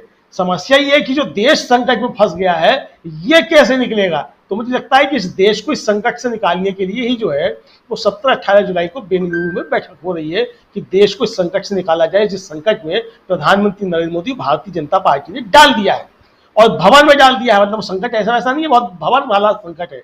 यानी हर तरफ से जो है, मतलब हमारे जो पड़ोसी देश होते थे या जो हमारे मित्र देश होते थे, वो भी जो है हमको दुश्मनों की श्रेणी में अब रखने लगे हैं। यानी भूटान जैसा देश भी अगर हमारे खिलाफ बोलने लगे, नेपाल भी हमारे खिलाफ बोलने लगे और प्रचंड का बयान जो वायरल होने लगे कि नेपाल का प्रधानमंत्री जो भारत बनाता है, तो आप समझ सकते हैं कि 70 सालों की विदेश नीति का कैसा गवारा किया गया है। तो ये जो चीजें हैं वो तो विदेश नीति का मसला है, लेकिन जो भारत की अंदरूनी राजनीति है उसमें भी मुझे लगता है कि जिस तरीके से भारतीय जनता पार्टी ने संकट खड़े किए हैं, तो बंगलौर से उस संकट से निकलने का एक रास्ता जो है निकालने की कोशिश की जाएगी। अब वो कितना सफल होते हैं नहीं होते वो अलग का मसला है, लेकिन इस पर कोशिशें शुरू हो गई और एक प्लान जो है, लाइन ऑफ एक्शन जो वो तैयार होना शुरू हो गया है कि जो प्रधानमंत्री नरेंद्र मोदी भारतीय जनता पार्टी ने देश को संकट में डाला है, उससे इस देश को निकालना, सही रास्ते पर लेकर के जाना है। और जो देश इन पिछले 9 सालों में 70 साल पीछे पहुंच गया है, उसको किस तरीके से आगे लेकर के जाना है, जिस प्रगति के राह पे देश बढ़ रहा था, इस पर जो है विचार करना शुरू हो गया। तो मुझे लगता है कि आने वाले समय में इसके बहुत से परिणाम देखने को मिलेंगे। अंदरूनी राजनीति में भी बहुत कुछ हमको देखने को मिलेगा, कुछ चीज़ें बदलती हुई दिखाई देंगी। और जैसा कि शकील साहब ने कहा कि 17-18 के बाद जो है वो देश की राजनीति कुछ बदली हुई दिखाई देगी। मुझे भी लगता है कि निश्चित तौर पर 17-18 जुलाई के बाद इस देश की राजनीति काफी कुछ बदली हुई दिखाई देगी। और खासतौर से वो विपक्षी दल जो अभी तक गंभीरता को समझ नहीं रहे थे और सिर्फ इसमें लगे हुए थे कि किस तरीके से ज्यादा हिस्सा जो है वो इस गठबंधन में आकर के हड़प लिया जाए और आगे बढ़ने की कोशिश की जाए। तो भाई ये देश बचेगा और डेमोक्रेसी बचेगी तो आप भी बचेंगे और आपका हिस्सा भी बचेगा। और अगर ये देश और डेमोक्रेसी नहीं बचेगी तो ना आपका हिस्सा बचेगा और ना आप बचेंगे। तो इसलिए आज पहली आवश्यकता जो है मुझे लगता है कि उस देश को, इस डेमोक्रेसी को बचाने की है, जिसके सामने भारतीय जनता पार्टी और प्रधानमंत्री ने गंभीर संकट खड़े कर दिए हैं। और सारी दुनिया में जो इस तरह की चर्चाएं हो रही हैं कि भारत के लोकतंत्र में किस तरीके से संकट गहरा रहे हैं। तो इससे निकलने का रास्ता जो मुझे लगता है वो विपक्षी दल ईमानदारी के साथ जो है वो 17-18 जुलाई को राजीव जी बेंगलुरु में करेंगे। जी, 17-18 जुलाई यानी आज से 4 दिन बाद जो मीटिंग होनी है उससे उम्मीदें बहुत टिकी हुई। आपको भी लगता है क्या प्रोफेसर अखिल स्वामी जी कि उसके बाद परिस्थितियां बहुत दूसरे ढंग से बदलती हुई दिखाई देंगी और यहाँ विपक्षी दल बहुत मजबूती के साथ आगे बढ़ते हुए दिखाई देंगे और प्रधानमंत्री नरेंद्र मोदी और उनका कुनबा या उनकी पार्टी जो है वो और भी ज़्यादा मुश्किल में दिखाई देगी? क्या कुछ आप देख रहे हैं? 17-18 पर उम्मीदें बहुत। देखिए राजीव जी, पहले तो मैं ये कहना चाहता हूं, शायद देश ने गलत सुन लिया। प्रधानमंत्री मोदी जी ने पेरिस नहीं कहा था, वेनिस कहा था। तो वेनिस उन्होंने वादा किया था, वेनिस उन्होंने बना दिया।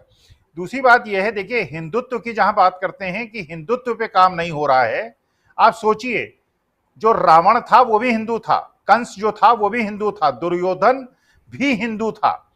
और हम कौन से हिंदू हैं?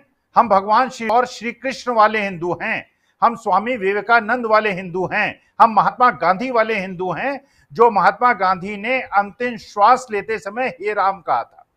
तो ये हिंदुत्व के लोग नहीं हैं, वास्तविकता में ये रावणवादी, ये बिल्कुल मेघनादवादी और ये जो दुशासन और दुर्योधन वाले हिंदू हैं, ये वो पक्ष का निर्वहन करते हैं। जैसे कल मैंने आपसे निवेदन किया था कि ये ब्रजभूषण शरण सिंह भी हिंदू है, नीरव मोदी भी हिंदू है, ललित मोदी भी हिंदू है। तो ये जो मीटिंग हो रही है बेंगलोर में, वास्तविकता में राजीव जी ये असली हिंदू मुसलमान सिख ईसाइयों की मीटिंग है और इसमें वो सारे हिंदू मुस्लिम सिख ईसाई हैं जो कि देश का भला चाहते हैं, जो राष्ट्रभक्त लोग हैं और जो लोग केवल हिंदुत्व को रावणवादी हिंदुत्व से एकत्रित करना चाहते हैं और देश को बर्बाद करना चाहते हैं। जो स्त्री के हरण को अपना अधिकार समझते हैं, जिस प्रकार से बेटियों के साथ हुआ, तो वास्तविकता में ये जो लड़ाई है ये असली देशभक्तों के बीच में है और देश विरोधी ताकतों के बीच में है। तो बेंगलोर की मीटिंग जो है वो देशभक्तों की मीटिंग है और मुझे आशा ये है कि इस मीटिंग के बाद देश एक, और मैं तो बिल्कुल देखिए इस बात से बिल्कुल प्रबल मानता हूं, अब ये असंभव है राजीव जी, जो अब प्रश्न उठता है कि क्या मोदी जी का कोई मुकाबला कर पाएगा, क्या ये संभव है? मैं कहता हूं कि मोदी जी के लिए 2024 का चुनाव जीतना असंभव है, मुश्किल ही नहीं असंभव है, नामुमकिन है। ये चुनाव विपक्ष जीतेगा, जनता जीतेगी और देश की जो समभाव और सद्भाव को मानने वाली और देश की एकता अखंडता को मानने वाले लोग हैं वो जीतेंगे और ये दो देश को धार्मिक विद्वेष और टुकड़े में बांटने वाले लोग हैं वो हारेंगे।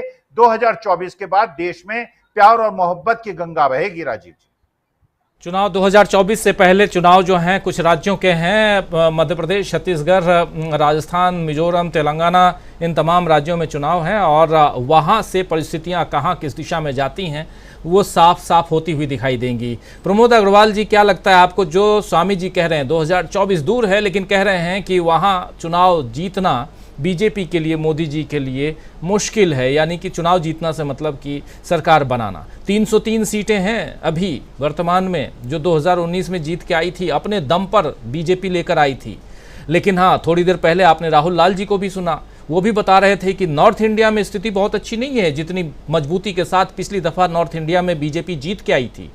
लेकिन छत्तीसगढ़ में 11 में से 9 सीटें बीजेपी जीत के आई थी उस समय। उधर 29 में से 28 सीटें मध्य प्रदेश में जीत के आई थी। 25 सीटें राजस्थान में, जिसमें से 24 सीटें बीजेपी के खाते में, एक उनके सहयोगी यानी 25 की 25 उनके खाते में। उधर चले जाइए गुजरात, वहाँ 26 की 26 सीटें। आप चूंकि वहाँ बैठे हैं, उस स्टेट में बैठे हुए हैं जहाँ से ये तमाम राज्य आजू बाजू में हैं, बिल्कुल सेंट्रल इंडिया में, और वहाँ से इसलिए क्योंकि सेंट्रल इंडिया की जो तस्वीर बनेगी वो तस्वीर आगे बढ़ते बढ़ते इधर उत्तर भारत तक आएगी, उत्तर प्रदेश तक आएगी, जो सबसे मजबूती के साथ दिखाई देता है। लेकिन एक बात यहाँ और जोड़ना चाहूँगा और आप तमाम साथियों के पास भी आऊँगा, भले प्रमोद अग्रवाल जी के पास में, कि बार बार कहते हैं कि शायद ये विपक्षी एकता हो जाए तो कई राज्यों में विपक्ष को ही दिक्कत आ जाएगी, जैसे वेस्ट बंगाल है, पश्चिम बंगाल है, वहाँ कांग्रेस को अलग से लड़ना चाहिए। क्या आपको भी लगता है क्या कि वेस्ट बंगाल में कांग्रेस को और वाम दल को एक साथ लड़ना चाहिए, टीएमसी को अलग लड़ना चाहिए, वहाँ ट्रायंगुलर फाइट में पड़ना चाहिए, या अगर साथ साथ पड़ेंगे तो गड़बड़ हो जाएगा, वहाँ बीजेपी को फायदा हो जाएगा? लेकिन वहाँ तक पहुँचने से पहले ज़रा ये ज़रूर समझना चाहता हूँ, छत्तीसगढ़ में 9 सीटें जो बीजेपी के खाते में हैं, आज की तारीख में अगर चुनाव हो जाए तो 9 की 9 फिर जा रही हैं कि 11 की 11 चली जा रही हैं बीजेपी के खाते में, या कुछ भी नहीं आ रहा है? चुनाव पर भविष्यवाणियां तो नहीं करता हूं मैं आमतौर पर, लेकिन यह बताना चाहता हूं कि पिछले बार जब कांग्रेस ने यहां 66 सीटें जीती थी विधानसभा चुनाव में, और उसके तुरंत बाद हुए लोकसभा में 9 सीटें हार गई थी। उसके बीच में उन 2 महीनों में एक बड़ी घटना हुई थी देश में, जिस देश ने कभी देखी नहीं थी। वो घटना थी पुलवामा का अटैक, और उसके बाद पाकिस्तान पर किया गया एक सर्जिकल स्ट्राइक। हमारा देश बहुत भावनात्मक देश है, और जहां पाकिस्तान का मामला आता है तो हम सीमा हैदर को भी भाभी कहने लगते हैं। सोनिया बातें आपको कहना चाहता हूं, जहां तक मध्य प्रदेश का सवाल है, आज एक भारतीय जनता पार्टी ने एक गाना लॉन्च किया है मध्य प्रदेश के चुनाव को लेकर। उस पूरे गाने में शिवराज सिंह का चेहरा कहीं पर नहीं है, सिर्फ मोदी जी को दिखाया गया है और कहा यह गया है कि मोदी को एमपी पे भरोसा है और एमपी को मोदी पे भरोसा है। मतलब हो सकता है मोदी जी मुख्यमंत्री का चुनाव लड़ें एमपी से। और दूसरा, एक उसी बात में और उल्लेख करना चाहता हूं, नेहा राठौर का मैंने एक बार और उल्लेख किया था कि जिस दिन शुक्ला जी ने एक आदिवासी पर पेशाब की थी सीधी में, तो उन्होंने एक मीम बनाया था जिसमें उनके ऊपर एक आरोप दर्ज हुआ था भोपाल में कि उन्होंने आरएसएस के ड्रेस पहने हुए व्यक्ति को आदिवासी पर पेशाब करते हुए मीम बनाया है। वो जुर्म अभी भी दर्ज है, उसका जवाब आज उन्होंने दिया है। उन्होंने एक गाना बनाया है मध्य प्रदेश पर भी कि एमपी में काबा, और उसमें उन्होंने शिवराज की तुलना शकुनी और कंस से की है और कहा है कि ये मामा कलयुग में उन दोनों का अवतार है। तो अब जवाब तो दे रही है जनता, जो जनता जवाब नहीं दिया करती थी। और एक बात आपको और बताता हूं कि आप जो कह रहे हैं कि बंगाल में तकलीफ आएगी अगर गठबंधन होता है विपक्ष का, तो कांग्रेस और मार्क्सवादी पार्टी क्या करेगी। तो एक बात और नोट करिएगा राजीव जी, मेरा यह मानना है कि जो वोट मार्क्सवादियों को और कांग्रेस को आज भी मिले हैं बंगाल में, वो तृणमूल कांग्रेस का वोट नहीं है। वो वोट तो उसको मिलना नहीं था। अगर ये दोनों वहां से चुनाव मैदान से हट जाते हैं तो हो सकता है वो वोट तृणमूल कांग्रेस के विपक्ष में बीजेपी को मिल जाए, क्योंकि अगर सत्ताधारी को वोट देना ही होता उनको, तो वो भी जानते थे कि कांग्रेस और माकपा की स्थिति बहुत अच्छी नहीं है। उसके बावजूद अगर वो उनको वोट दे रहे हैं वहां, तो उनका वहां रहना बहुत जरूरी है। अगर वो वोट नहीं देंगे, वो अगर वहां खड़े नहीं होंगे, तो वो वोट पोलराइज होगा बीजेपी की तरफ। हमारे यहां छत्तीसगढ़ में जहां तक सवाल है, इस बार अगर हम देश में सबसे अच्छे स्थिति में कांग्रेस को अगर देख रहे हैं छत्तीसगढ़ में, तो उसका कारण छत्तीसगढ़ सरकार की नीतियां रही हैं 5 साल। अगर इस बार छत्तीसगढ़ की सरकार में कांग्रेस फिर से रिपीट होती है, तो आप ये मानकर चलिए कि 9-2 जो की स्थिति बनी हुई है वो हो सकता है उलट जाए। और भारतीय जनता पार्टी को इस बार न केवल विधानसभा चुनाव में बल्कि लोकसभा चुनाव में भी मुंह की खानी पड़े, क्योंकि नेतृत्व का संकट अगर मध्य प्रदेश में मुख्यमंत्री रहते हुए भी उनके पास है, तो यहां तो उनके पास कोई नेतृत्व है ही नहीं। तो फिर यहां पर नेतृत्व कौन करेगा। छत्तीसगढ़ पिछले 1 साल से रेलवे की बड़ी समस्या से जूझ रहा है। छत्तीसगढ़ जोन में चलने वाली सारी रेलें बहुत लेट चल रही हैं, उनमें उनके आने जाने का कोई ठिकाना नहीं है। लेकिन राज्य के 9 सांसद और 2 राज्यसभा के सांसद इस मामले में एक भी बार नहीं बोलते कि रेलवे का परिचालन सुधारा जाना चाहिए छत्तीसगढ़। मैं इस बात का उल्लेख करना चाहता हूं, थोड़ा समय कम है इसलिए थोड़ा जल्दी मैं एक आखिरी बात कह रहा हूं कि जब भी समस्या होती है छत्तीसगढ़ को, तो छत्तीसगढ़ के 9 लोकसभा और 2 राज्यसभा के सांसद मिलके 9-2-11 हो जाते हैं। और इस बार जनता उन्हें पूरी तरह से 9-2-11 करने के मूड में है।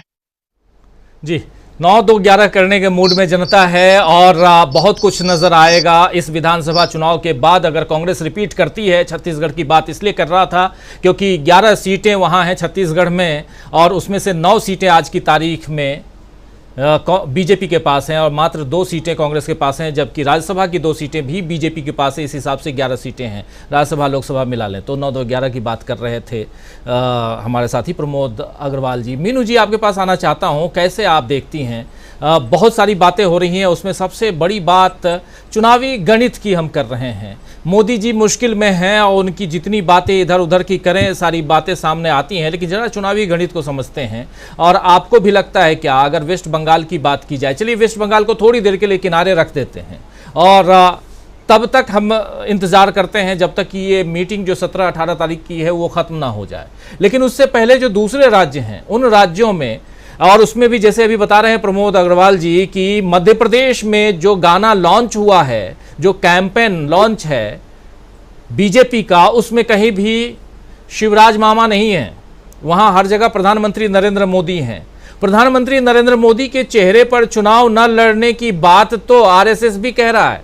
आरएसएस कह रहा है कि अब मोदी का करिश्मा नहीं चल रहा है, हमने कर्नाटक के चुनाव को देख लिया। तो क्या आपको नहीं लगता कि यहाँ पर फिर एक बड़ी भूल होगी बीजेपी की मोदी जी को सामने लाकर? या ऐसा लगता है कि अब वहां मामा जी भी नहीं चल रहे हैं, महाराज जी भी नहीं चल रहे हैं, नाराज लोगों की संख्या बहुत ज्यादा बढ़ चुकी है और इसके बाद कुछ नहीं दिखाई देता है, तो चलो अब मोदी जी को सामने ले आओ, वही नैया पार लगाएंगे, ऐसा माना जाए। देखिए, यही गलती इन्होंने कर्नाटक में की थी और यही गलती हिमाचल में की थी, उसका नतीजा सबके सामने है। अगर अब ये हो सकता है कि देखिए, जो मोदी जी जो है वो बड़े एक नार्सिस्टिक पर्सनालिटी है, मतलब आत्ममुग्ध हैं, अपने बारे में बहुत हाई वैल्यूज है, बहुत हाई रेटिंग है उनकी, अपने बारे में खुद ही बना रखी है उन्होंने। तो वो ये कैसे बर्दाश्त कर सकते हैं कि मध्य प्रदेश में किसी और का नाम चले, और जिसमें कि शिवराज सिंह चौहान को जैसा कि माना जाता है कि वो अब नहीं चाहते कि वो लीड करें। और दूसरी बात, एंटी इनकम्बेंसी फैक्टर भी शिवराज के खिलाफ काफी हो गया होगा, अभी 20 साल के करीब हो जाएंगे, तो वो भी एक, उसको भी निपटा जाएगा। तो आप मोदी जी का अगर चेहरा चलाना चाहते हैं वो, तो देखिए ये 2019 का चुनाव नहीं है, और ये मध्य प्रदेश में भी ये 2018 का चुनाव नहीं है। बहुत कुछ नर्मदा के में पानी बह चुका है उसके बाद से। तो जो सरकारों की नाकामियां हैं उसमें मोदी जी की ही लगा लीजिए आप।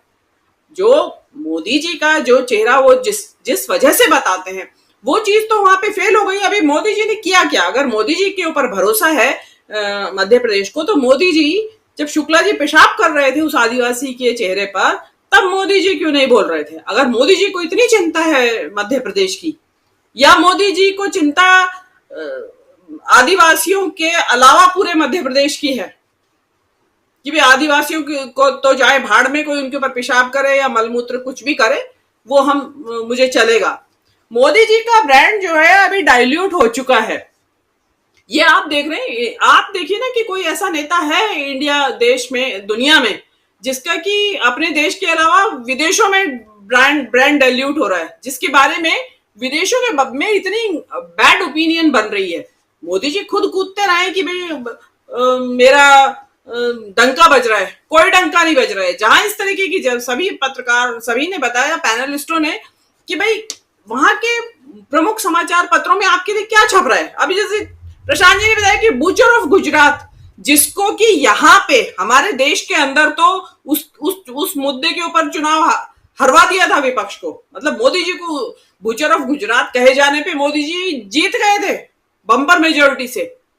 वो ही शब्द वहां दोहराए जा रहे हैं उनके लिए। तो ब्रांड जो है डाइल्यूट हो चुका है और ये जनता देख रही है। अब इंटरनेट का जमाना है, सोशल मीडिया का जमाना है। फ्रांस में जो हो रहा है वहां फ्रांस वालों को तो बाद में पता चलेगा, यहाँ ही पता चल रहा है। और रही बात मोदी जी के ब्रांड की, तो इनके अपने ही लोग डाइल्यूट करने में लगे हुए हैं।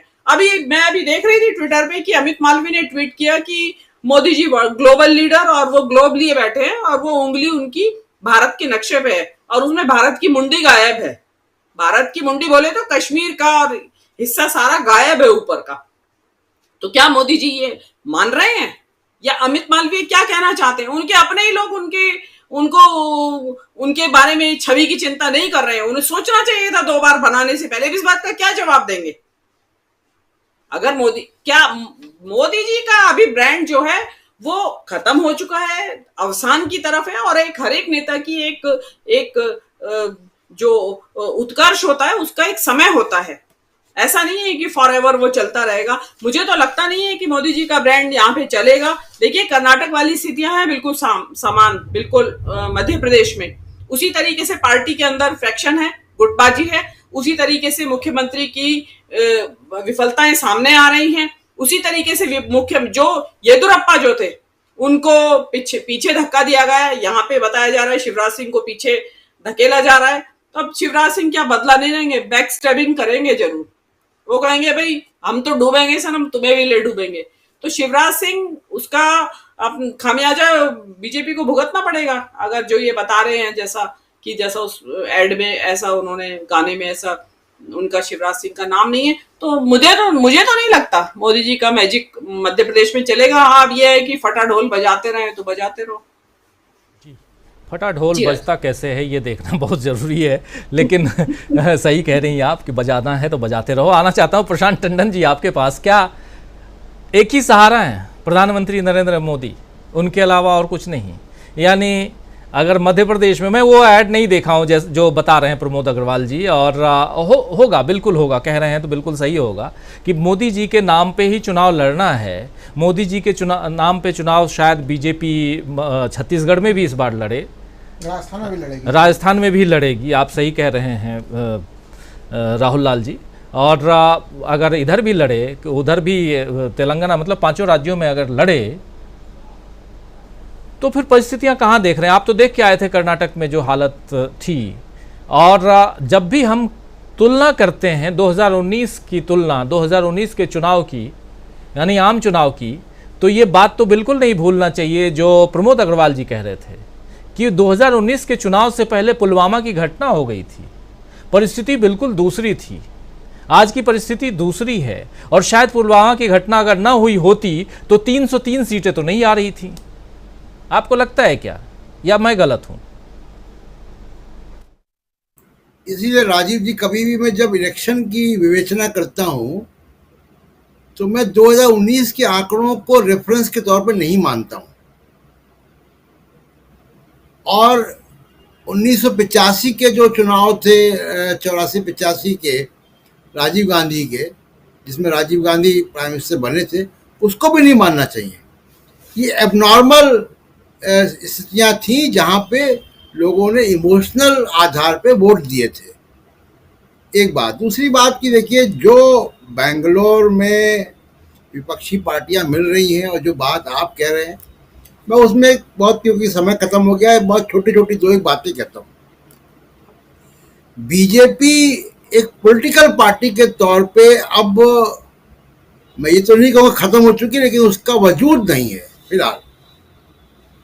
वो एक इलेक्शन मशीन है और मोदी जी हैं, यानी मोदी जी के बगैर बीजेपी चुनाव में जा सकती है। कब जा सकती है, कितना कॉन्फिडेंस होगा, मैं नहीं कह सकता हूँ। इसलिए आप देखिए कि छोटे छोटे चुनाव में भी मोदी जी को लगना पड़ता है। तो बीजेपी का जो चुनाव का जो छप्पर है वो एक ही थूनी पर टिक गया है, और ये बीजेपी के लिए और आरएसएस के लिए चिंता की बात होगी। आरएसएस का भी आप देखिए कि कोई इंडिपेंडेंट मोदी जी हैं चारों तरफ। एक तो ये बात। अब उनका ब्रांड, जो मीनू जी कह रहे हैं कि ब्रांड नीचे जा रहा है, बिल्कुल जा रहा है नीचे। दूसरी एक इंपॉर्टेंट बात है जो बेंगलोर में चर्चा जिसकी होनी चाहिए, 2 बातें। एक राहुल गांधी की राजनीति, जिसकी चर्चा शकील अख्तर जी कर रहे थे, हम लोग भी कई बार करते रहते हैं, जो किसानों को लेकर आए हैं राहुल गांधी, क्या पॉलिटिक्स है। उसमें विपक्ष को 2 बातें बहुत कायदे से समझनी है। एक, हिंदुत्व का कोई आर्थिक मॉडल नहीं है। हिंदुत्व इस देश को, हिंदुत्व या हिंदू राष्ट्र या जो भी बात आप कहें, बीजेपी आरएसएस, वो रोजगार कैसे देगा, वो शिक्षित कैसे करेगा लोगों को, वो उसका स्वास्थ्य सेवाएं कैसे चलेंगी, उसकी विदेश नीति क्या है। तो ये हिंदुत्व की अवधारणा में ये सब चीजें गायब हैं। रोजगार, स्वास्थ्य, ह्यूमन राइट्स, ये कुछ नहीं है वहां पे। वो सिर्फ एक वोट, नफरत के आधार पर वोट खींचने के। कभी मोदी जी ने बताया कि 5 पॉइंट ये हैं, 5 गारंटी ये हैं, ये चीज हम करेंगे, ये आएंगे तो ये नीतियां? इसलिए नहीं है क्योंकि हिंदुत्व का जो आर्थिक मॉडल है वो क्रोनिक कैपिटलिज्म पर है। जो क्रोनिक कैपिटलिस्ट कहेगा वो ये करेंगे। जैसे मान लीजिए चुनाव हार गए हिमाचल के, ओल्ड पेंशन स्कीम की वजह से हार गए।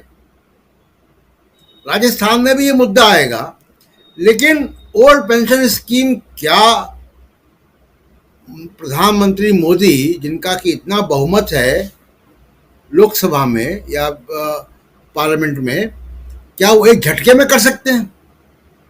लेकिन नहीं कर सकते, क्योंकि ओल्ड पेंशन स्कीम इनको क्रोनिक कैपिटलिस्ट नहीं करने देगा। ऐसे बहुत सारे आर्थिक निर्णय हैं।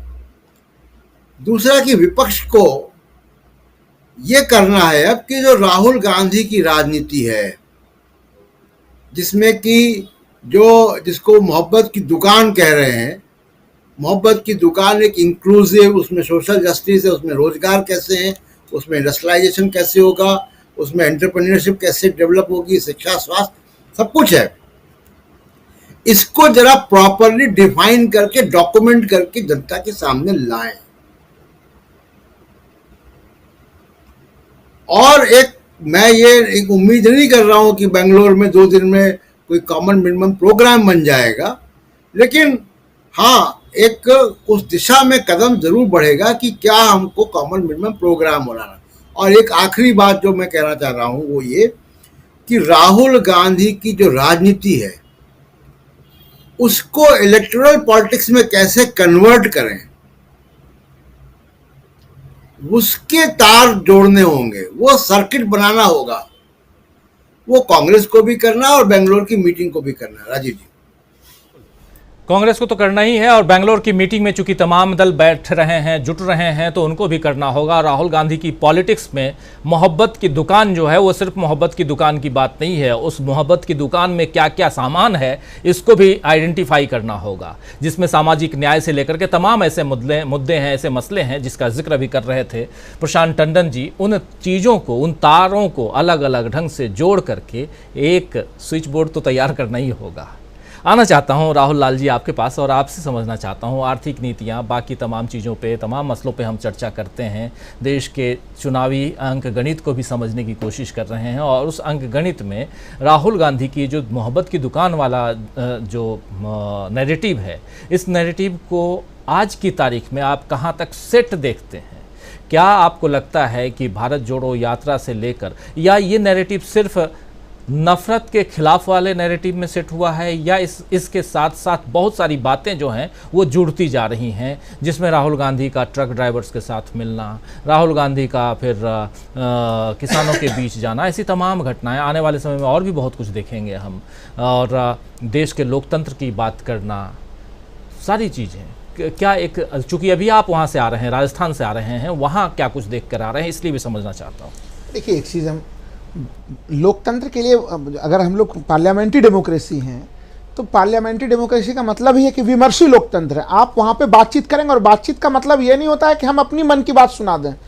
राहुल गांधी जी के जो पूरे भारत जोड़ो यात्रा 1 या फिर जिसको अभी हम लोग 2 कह रहे हैं, उसकी सबसे बड़ी विशेषता रही कि वो लोगों की सुनते हैं, और सुनते हुए, यानी कि जिस आज भारतीय लोकतंत्र की जो पूरी स्थिति माननीय प्रधानमंत्री मोदी जी के समय में बनी कि हमें सुननी नहीं है, हमें केवल एक पक्षी रूप से अपने आप को सुना देना है, जनता की क्या इच्छा है वो नहीं पूछना है, उस पूरे चीज़ को, पर्सपेक्टिव को बदला है। इसलिए जो वो नफरत की दुकान का जो पूरा मामला है, इस समय चूंकि देश में नफरत की खाई को इतना ज़्यादा खड़ा कर दिया गया, बड़ी दुखद स्थिति होती है जब नेहरू जी पे टिप्पणी करते हैं। आज अगर इस देश ने जो है कि इतना बड़ा सा जो है कि चंद्रयान 3 का प्रोजेक्ट चल रहा है अगर, तो सोचिए कि हम लोग इसरो का डेवलपमेंट वहाँ से बैलगाड़ी से के ज़माने से किस तरह से वो एक एक कड़ियों को जुड़ते हुए देखा है हम लोगों ने। तो वो वहाँ से वो यात्रा शुरू होती है, बैलगाड़ी से लेके ये यात्रा आज चंद्रमा तक पहुँची है। तो इसमें आप अब नेहरू जी को आप नहीं स्वीकार कीजिए, हमें तो अभी भी बहुत गर्व है इस चीज़ का कि देखिए नेहरू जी ने वैज्ञानिक साइंटिफिक टेम्परामेंट को कितना बल दिया था। और आज स्थिति यह है कि जहाँ पे एक उड़ीसा में जो एक दुर्घटना घटी, वहाँ पे सबों को रखा गया था, उस घर को जो है कि तोड़वा दिया गया। दिल्ली में देखिए, दिल्ली एनसीआर में अभी एक तथाकथित धर्मगुरु घूम रहे हैं और वो जो है कि कह रहे हैं कि वो भूत भगाने का काम कर रहे हैं। उसको तमाम केंद्रीय सत्ता तंत्र के सत्ताधीशों का मिला हुआ है, चूंकि वो भी एक बंटवारे के राजनीति वाले पे बयान देते हैं कि यूसीसी अनिवार्य चीज़ है। तो ये जो देखिए नफरत के खाई को पैदा करने के लिए, चूंकि राहुल गांधी उसको मिटाने का काम कर रहे हैं, भारतीय जनता पार्टी और तमाम सत्ता तंत्र नए नए पात्र लाके खड़ा कर रहा है कि अगर चलिए पुराने लोगों पे विश्वास ना हो तो कुछ नए नए लोगों को लाके खड़ा कर दीजिए और उनके माध्यम से फिर से समाज में जो है कि एक खाई को बांटने का प्रयास कीजिए। लेकिन जो चीज़ें मैंने देखा राजस्थान के संदर्भ में मैं जरूर कहूँगा कि वहाँ पे लोगों ने इसको पूरी तरह से अस्वीकार किया है। और ये चीज़ हम लोगों ने देखा है, दंगे, वहाँ के लोगों ने कहा कि भाई दंगे कराने के पूरे प्रयास हो रहे थे रामनवमी के समय में, बहुत ज़्यादा प्रयास हो रहा था, लेकिन प्रशासन अपने तरफ से बिल्कुल जो है कि वो स्ट्रिक्ट था, लोग भी अपने तरफ से बिल्कुल जो है कि वो कहते हैं कि मोहब्बत का पैगाम लेके बैठे हुए थे कि हम कभी लड़ेंगे नहीं, मिल के रहना है तो मिल के रहना है। ये जो बड़ी स्थितियां हैं, इन्होंने राहुल गांधी और देश की राजनीति को बिल्कुल एक अलग सा जगह पे पहुंचा दिया है। दूसरी चीज़ देखिए, एक चीज़ मैं जरूर कहूँगा कि देखिए राजस्थान तो हम लोगों को दिख ही रहा है वहाँ पे कि कांग्रेस ने पूर्व की गलतियों से अब सीख भी लिया है। जैसे पंजाब के प्रकरण में जो निर्णय लेने में जो विलम्ब की स्थिति बनी थी और अचानक से जो हम लोग परिणाम देखा, वो गड़बड़ी देखिए इन्होंने एक तरह से कर्नाटक के चुनाव से पहले वहाँ पे जो एक मतभेद की स्थिति आ रही थी उसको देखिए, उन खबरों को पूरी तरह से निराधार बना के पार्टी को एकजुट किया। वो स्थितियाँ राजस्थान में भी दिख रही हैं, यहाँ पे भी अब बिल्कुल एक मजबूती के साथ पार्टी लड़ते हुए नजर आ रही है। और सबसे महत्वपूर्ण चीज़ जिसके ऊपर लोगों का ध्यान कम जा रहा है, जहाँ पे अमित शाह जी ने जो है कि चाणक्य ने सबसे ज़्यादा मेहनत किया है महाराष्ट्र के मामले पे, वहाँ के तमाम लोगों से मेरी बातचीत हो रही है और सब लोग कह रहे हैं कि वहाँ पे भारतीय जनता पार्टी दहाई के आंकड़े नहीं छू पाएगी। और अगर ये स्थितियाँ ऐसी हैं कि अटल बिहारी वाजपेयी जी ने 2004 में जब उसमें लड़ा था तो वो 13 सीट लेके आए थे। तो आप सोच के देखिए कि पिछले लोकसभा चुनाव में अगर हम लोग देखें, हालांकि बिल्कुल मैं टंडन साहब के इस बात से सहमत हूँ कि 2019 जो है कि मानक नहीं बनेगा, लेकिन जो 302 का सीट है वो कहाँ से आया था और किस तरह से वो टूटता हुआ दिख रहा है। वो जो पूरा किला टूटता हुआ दिख रहा है कि 41 था पिछले बार और अब लोग कह रहे हैं कि 10 सीट असंभव वाला मामला है भारतीय जनता पार्टी के लिए नए परिप्रेक्ष्य में। तो इसको मेकअप कहाँ से करेंगे वो? आप नुकसान में महाराष्ट्र में, आप नुकसान में कर्नाटक में, राजस्थान में, क्योंकि आप हर जगह आप 100/100 वाले नंबर पे थे और वहाँ से आप भारी नुकसान की स्थिति में जा रहे हैं। तो इसलिए जो आपका ऊपर का जो हेडिंग है कि मुश्किल में पीएम मोदी, वो नंबर्स के आधार पे हैं। मुश्किल में पीएम मोदी वो अर्थव्यवस्था के आंकड़ों के आधार पे हैं। क्योंकि देखिए कहाँ पहले एक ज़माने में कांग्रेस के लंबे पीरियड को जिसको लेके आप हमेशा कोसते रहते हैं, 55 लाख करोड़ का कर्ज था और उसको आपने सीधे सीधे 155 लाख करोड़ में बदल दिया। आप सोच के देखिए 9 वर्ष जो प्रधानमंत्री ने, हमें याद है 2014 का उनका एक भाषण, वो कहते थे 60 साल बनाम 60 महीने। तो 60 साल बनाम जब 9 वर्ष की एक चित्र तस्वीर खींचते हैं तो 60 वर्षों में कितनी एक स्वर्णिम सी तस्वीर हम लोगों को दिखी अर्थव्यवस्था की। और इस 9 वर्ष में आरबीआई को स्वयं कहना पड़ रहा है कि हमारी अर्थव्यवस्था कम से कम 12 से 15 वर्षों तक पीछे जा चुकी है। और वो आरबीआई, वर्तमान के आरबीआई के ये आंकड़े हैं, ये कोई भारत सरकार के आंकड़े हैं ये। तो ये स्थितियां बहुत ही चिंतनीय स्थिति, इसलिए देश कहीं कहीं परिवर्तन की तरफ अग्रसर है। ऐसे में विपक्षी गठबंधन के दलों की बड़ी जिम्मेवारी है कि वो काफ़ी सावधानी के साथ एक मैनिफेस्टो को तैयार करें, उनके क्या मूलभूत प्रारूप हों, किन बिंदुओं पे क्या ऐसे एक एजेंडा बनाना है, उसके तरफ आगे बढ़ना उनके लिए बड़े जिम्मेदारी की स्थिति। चूँकि देखिए अभी तो हम लोगों ने देख लिया। मैं एक लाइन और कहूँगा, मैं कभी ईडी के चार्जशीट को नहीं पढ़ा करता था, लेकिन मैंने अभी जब शराब घोटाला वाला जो चार्जशीट दाखिल हुआ छत्तीसगढ़ के, उस ईडी के चार्जशीट के हज़ारों पेज में लेकिन कुछ पेज मैंने पढ़े ना, ईडी का वो चार्जशीट बिल्कुल मनोहर कहानियों की तरह दिखता है। आप जब आरोप को साबित नहीं कर पाते हैं तो आप कहते हैं कि उसके ऊपर नकली पट्टी थी, उसके ऊपर ये था, उसके ऊपर ये था। तो सोच के देखिए, कहने का मेरा आशा ये है कि जब भारतीय जनता पार्टी कोई मुद्दा तय नहीं कर पाती है, अपने एजेंसियों के ऊपर भी दबाव लगा के मुद्दे के लिए जो एक चार्जशीट दाखिल कराती है, तो उसमें आपको लॉजिक कहीं नहीं मिलेगा। वो बिल्कुल अतार्किक ढंग से वो कहीं न कहीं मनोहर कहानी की कथा की तरफ चली जा रही है। बीजेपी के पास संकट ये है कि वो हिंदुत्व का मामला जिस स्तर पे वो चलाना चाहते हैं वो चलने नहीं जा रहा है, दूसरे मुद्दों को जिसको बनाना चाह रहे हैं उसके लिए जमीनी स्थिति मौजूद नहीं है। जी, जमीनी स्थिति मतलब हर ढंग से मुश्किल में यहाँ पीएम नरेंद्र मोदी या कहें तो उनकी पार्टी बीजेपी दिखाई दे रही है। लेकिन उसके साथ साथ जब हम विपक्षी मोर्चा की बात करते हैं तो यहाँ पर विपक्ष की तरफ से थोड़ा सा एक मजबूती दिखाई देती है और अभी वो 17-18 तारीख के बाद तो और भी दिखाई देगी। लेकिन शकील अख्तर जी, क्या आपको लगता है कि जब हम इस गणित में आएंगे, यानी कि चुनावी गणित में आते हैं, तो फिर इस बार बीजेपी के लिए उत्तर भारत भी मुश्किल भरा दिखाई देता है क्या? देखिए राजीव जी, इसीलिए प्रधानमंत्री खुद चुनाव लड़ रहे हैं राज्यों के विधानसभा के। जो आप अभी कह रहे थे, जिस वीडियो का जिक्र कर रहे थे, वो हमारे पास है वो वीडियो, और आप कहें तो हम उसको दिखा सकते हैं यहाँ पे। इस पूरे वीडियो में कहीं पे भी मुख्यमंत्री शिवराज सिंह चौहान नहीं है और यहाँ इस तरह साफ नहीं आएगा, लेकिन बाद में आप इसको दिखा सकते हैं। बिल्कुल। और ये पूरा वीडियो मोदी जी का है। चुनाव मध्य प्रदेश में है, बात मध्य प्रदेश की हो रही है, लेकिन वीडियो में जो दिख रहे हैं वो मोदी जी दिख रहे हैं। तो चुनाव मोदी जी के नाम से लड़ा जाएगा। कर्नाटक भी लड़ा गया था, लेकिन अगर हार जाएंगे तो फिर वहाँ के राज्य के जो नेता हैं, स्थानीय नेता हैं, उनके फोटो टीवी स्क्रीन पे आने लगेंगे जी। तो अभी चाहे छत्तीसगढ़ हो, चाहे राजस्थान हो, चाहे मध्य प्रदेश हो, ये सारे चुनाव जो हैं मोदी जी के नाम पे ही लड़े जाएंगे। और ये मोदी जी की ताकत भी है और ये भाजपा की सबसे बड़ी कमज़ोरी भी है। देखिए हुआ क्या है कि पिछले 9 साल में राज्यों का सारा नेतृत्व ख़त्म हो गया। बीजेपी कभी उस तरह की पार्टी हुआ करती थी कि जहाँ हर ज़िले में नेता हुआ करते थे उसके, राज्यों में नेता हुआ करते थे उसके, मध्य प्रदेश में एक टाइम में कैलाश जोशी, सुंदरलाल पटवा, वेद कुमार सचलेचा, राजमाता विजय राजे सिंधिया, कितने नेता हुए। लेकिन अब जब से शिवराज सिंह चौहान बने हैं, उमा भारती का काम क्या है कि वो जाके शराब की दुकानों पे खाली पत्थर फेंकती है। जी, इसी तरह आप अभी छत्तीसगढ़ का जिक्र कर रहे थे, तो छत्तीसगढ़ में आज रमन सिंह कहाँ है किसी को पता नहीं है। राजस्थान में अभी तक वसुंधरा राजे को मोदी जी ने कमान नहीं सौंपी है, और वहाँ बड़े साफ तौर पे कहा जा रहा है कि अगर वसुंधरा राजे को सीएम फेस नहीं बनाया गया तो बीजेपी कहीं मुकाबले में दिखेगी भी नहीं। अब एक दूसरी बात, समय बहुत कम है जी, जो हम बार बार बेंगलुरु की बात कर रहे हैं, और वो इसीलिए कर रहे हैं कि अभी तक 9 साल तक मोदी जी ने जो शासन किया है वो एक नैरेटिव बना के किया है, एक कहानी गढ़ी है कि मोदी के मुकाबले कौन। और आज जब 25 पार्टियां बेंगलुरु में इकट्ठा हो जाएंगी तो वहाँ सबके सामने एक क्लियर पिक्चर हो जाएगी कि ये विपक्षी एकता जो है मोदी जी के सामने खड़ी है।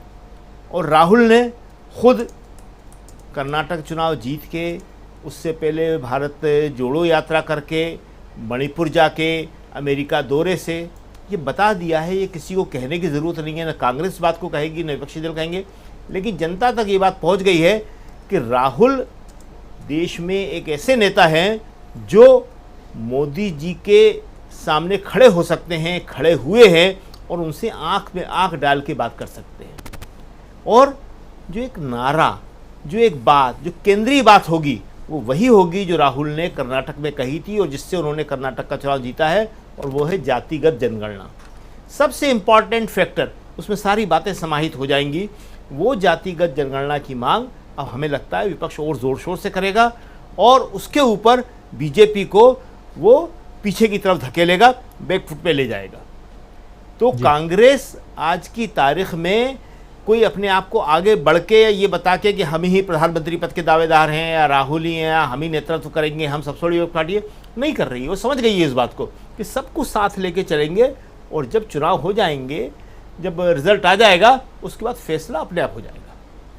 मतलब कॉमन मिनिमम प्लान जो है वो अंदर खाने में तैयार हो चुका होगा, शायद ऐसा माना जाए। हाँ बिल्कुल, वो तो होना ही है, वो तो हो ही रहा है। 2-3 बड़ी बड़ी बातें भी बेंगलुरु में तय होंगी कि हमें क्या करना है, इसके बाद नेक्स्ट मीटिंग भी होगी।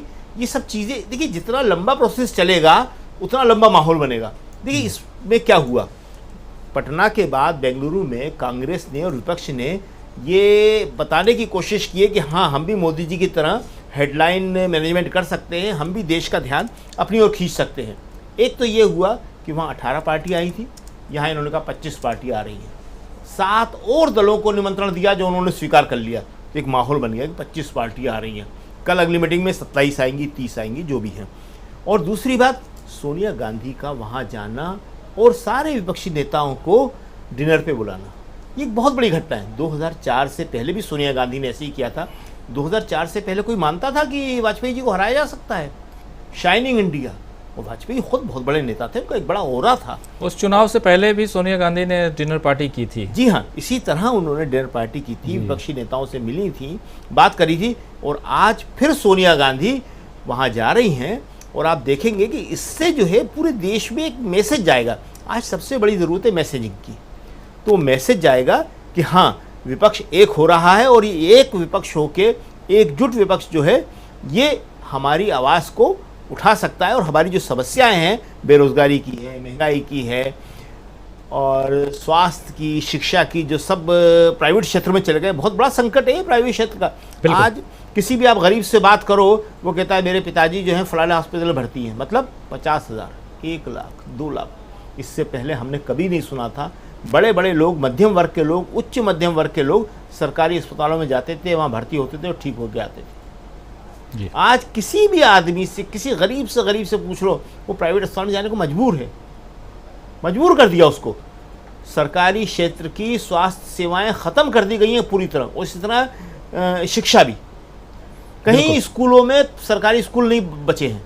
ये दोनों क्षेत्र बहुत ही गंभीर हैं, और ये सारी बातें अब होंगी, और इसका जनता में बड़ा असर पड़ेगा।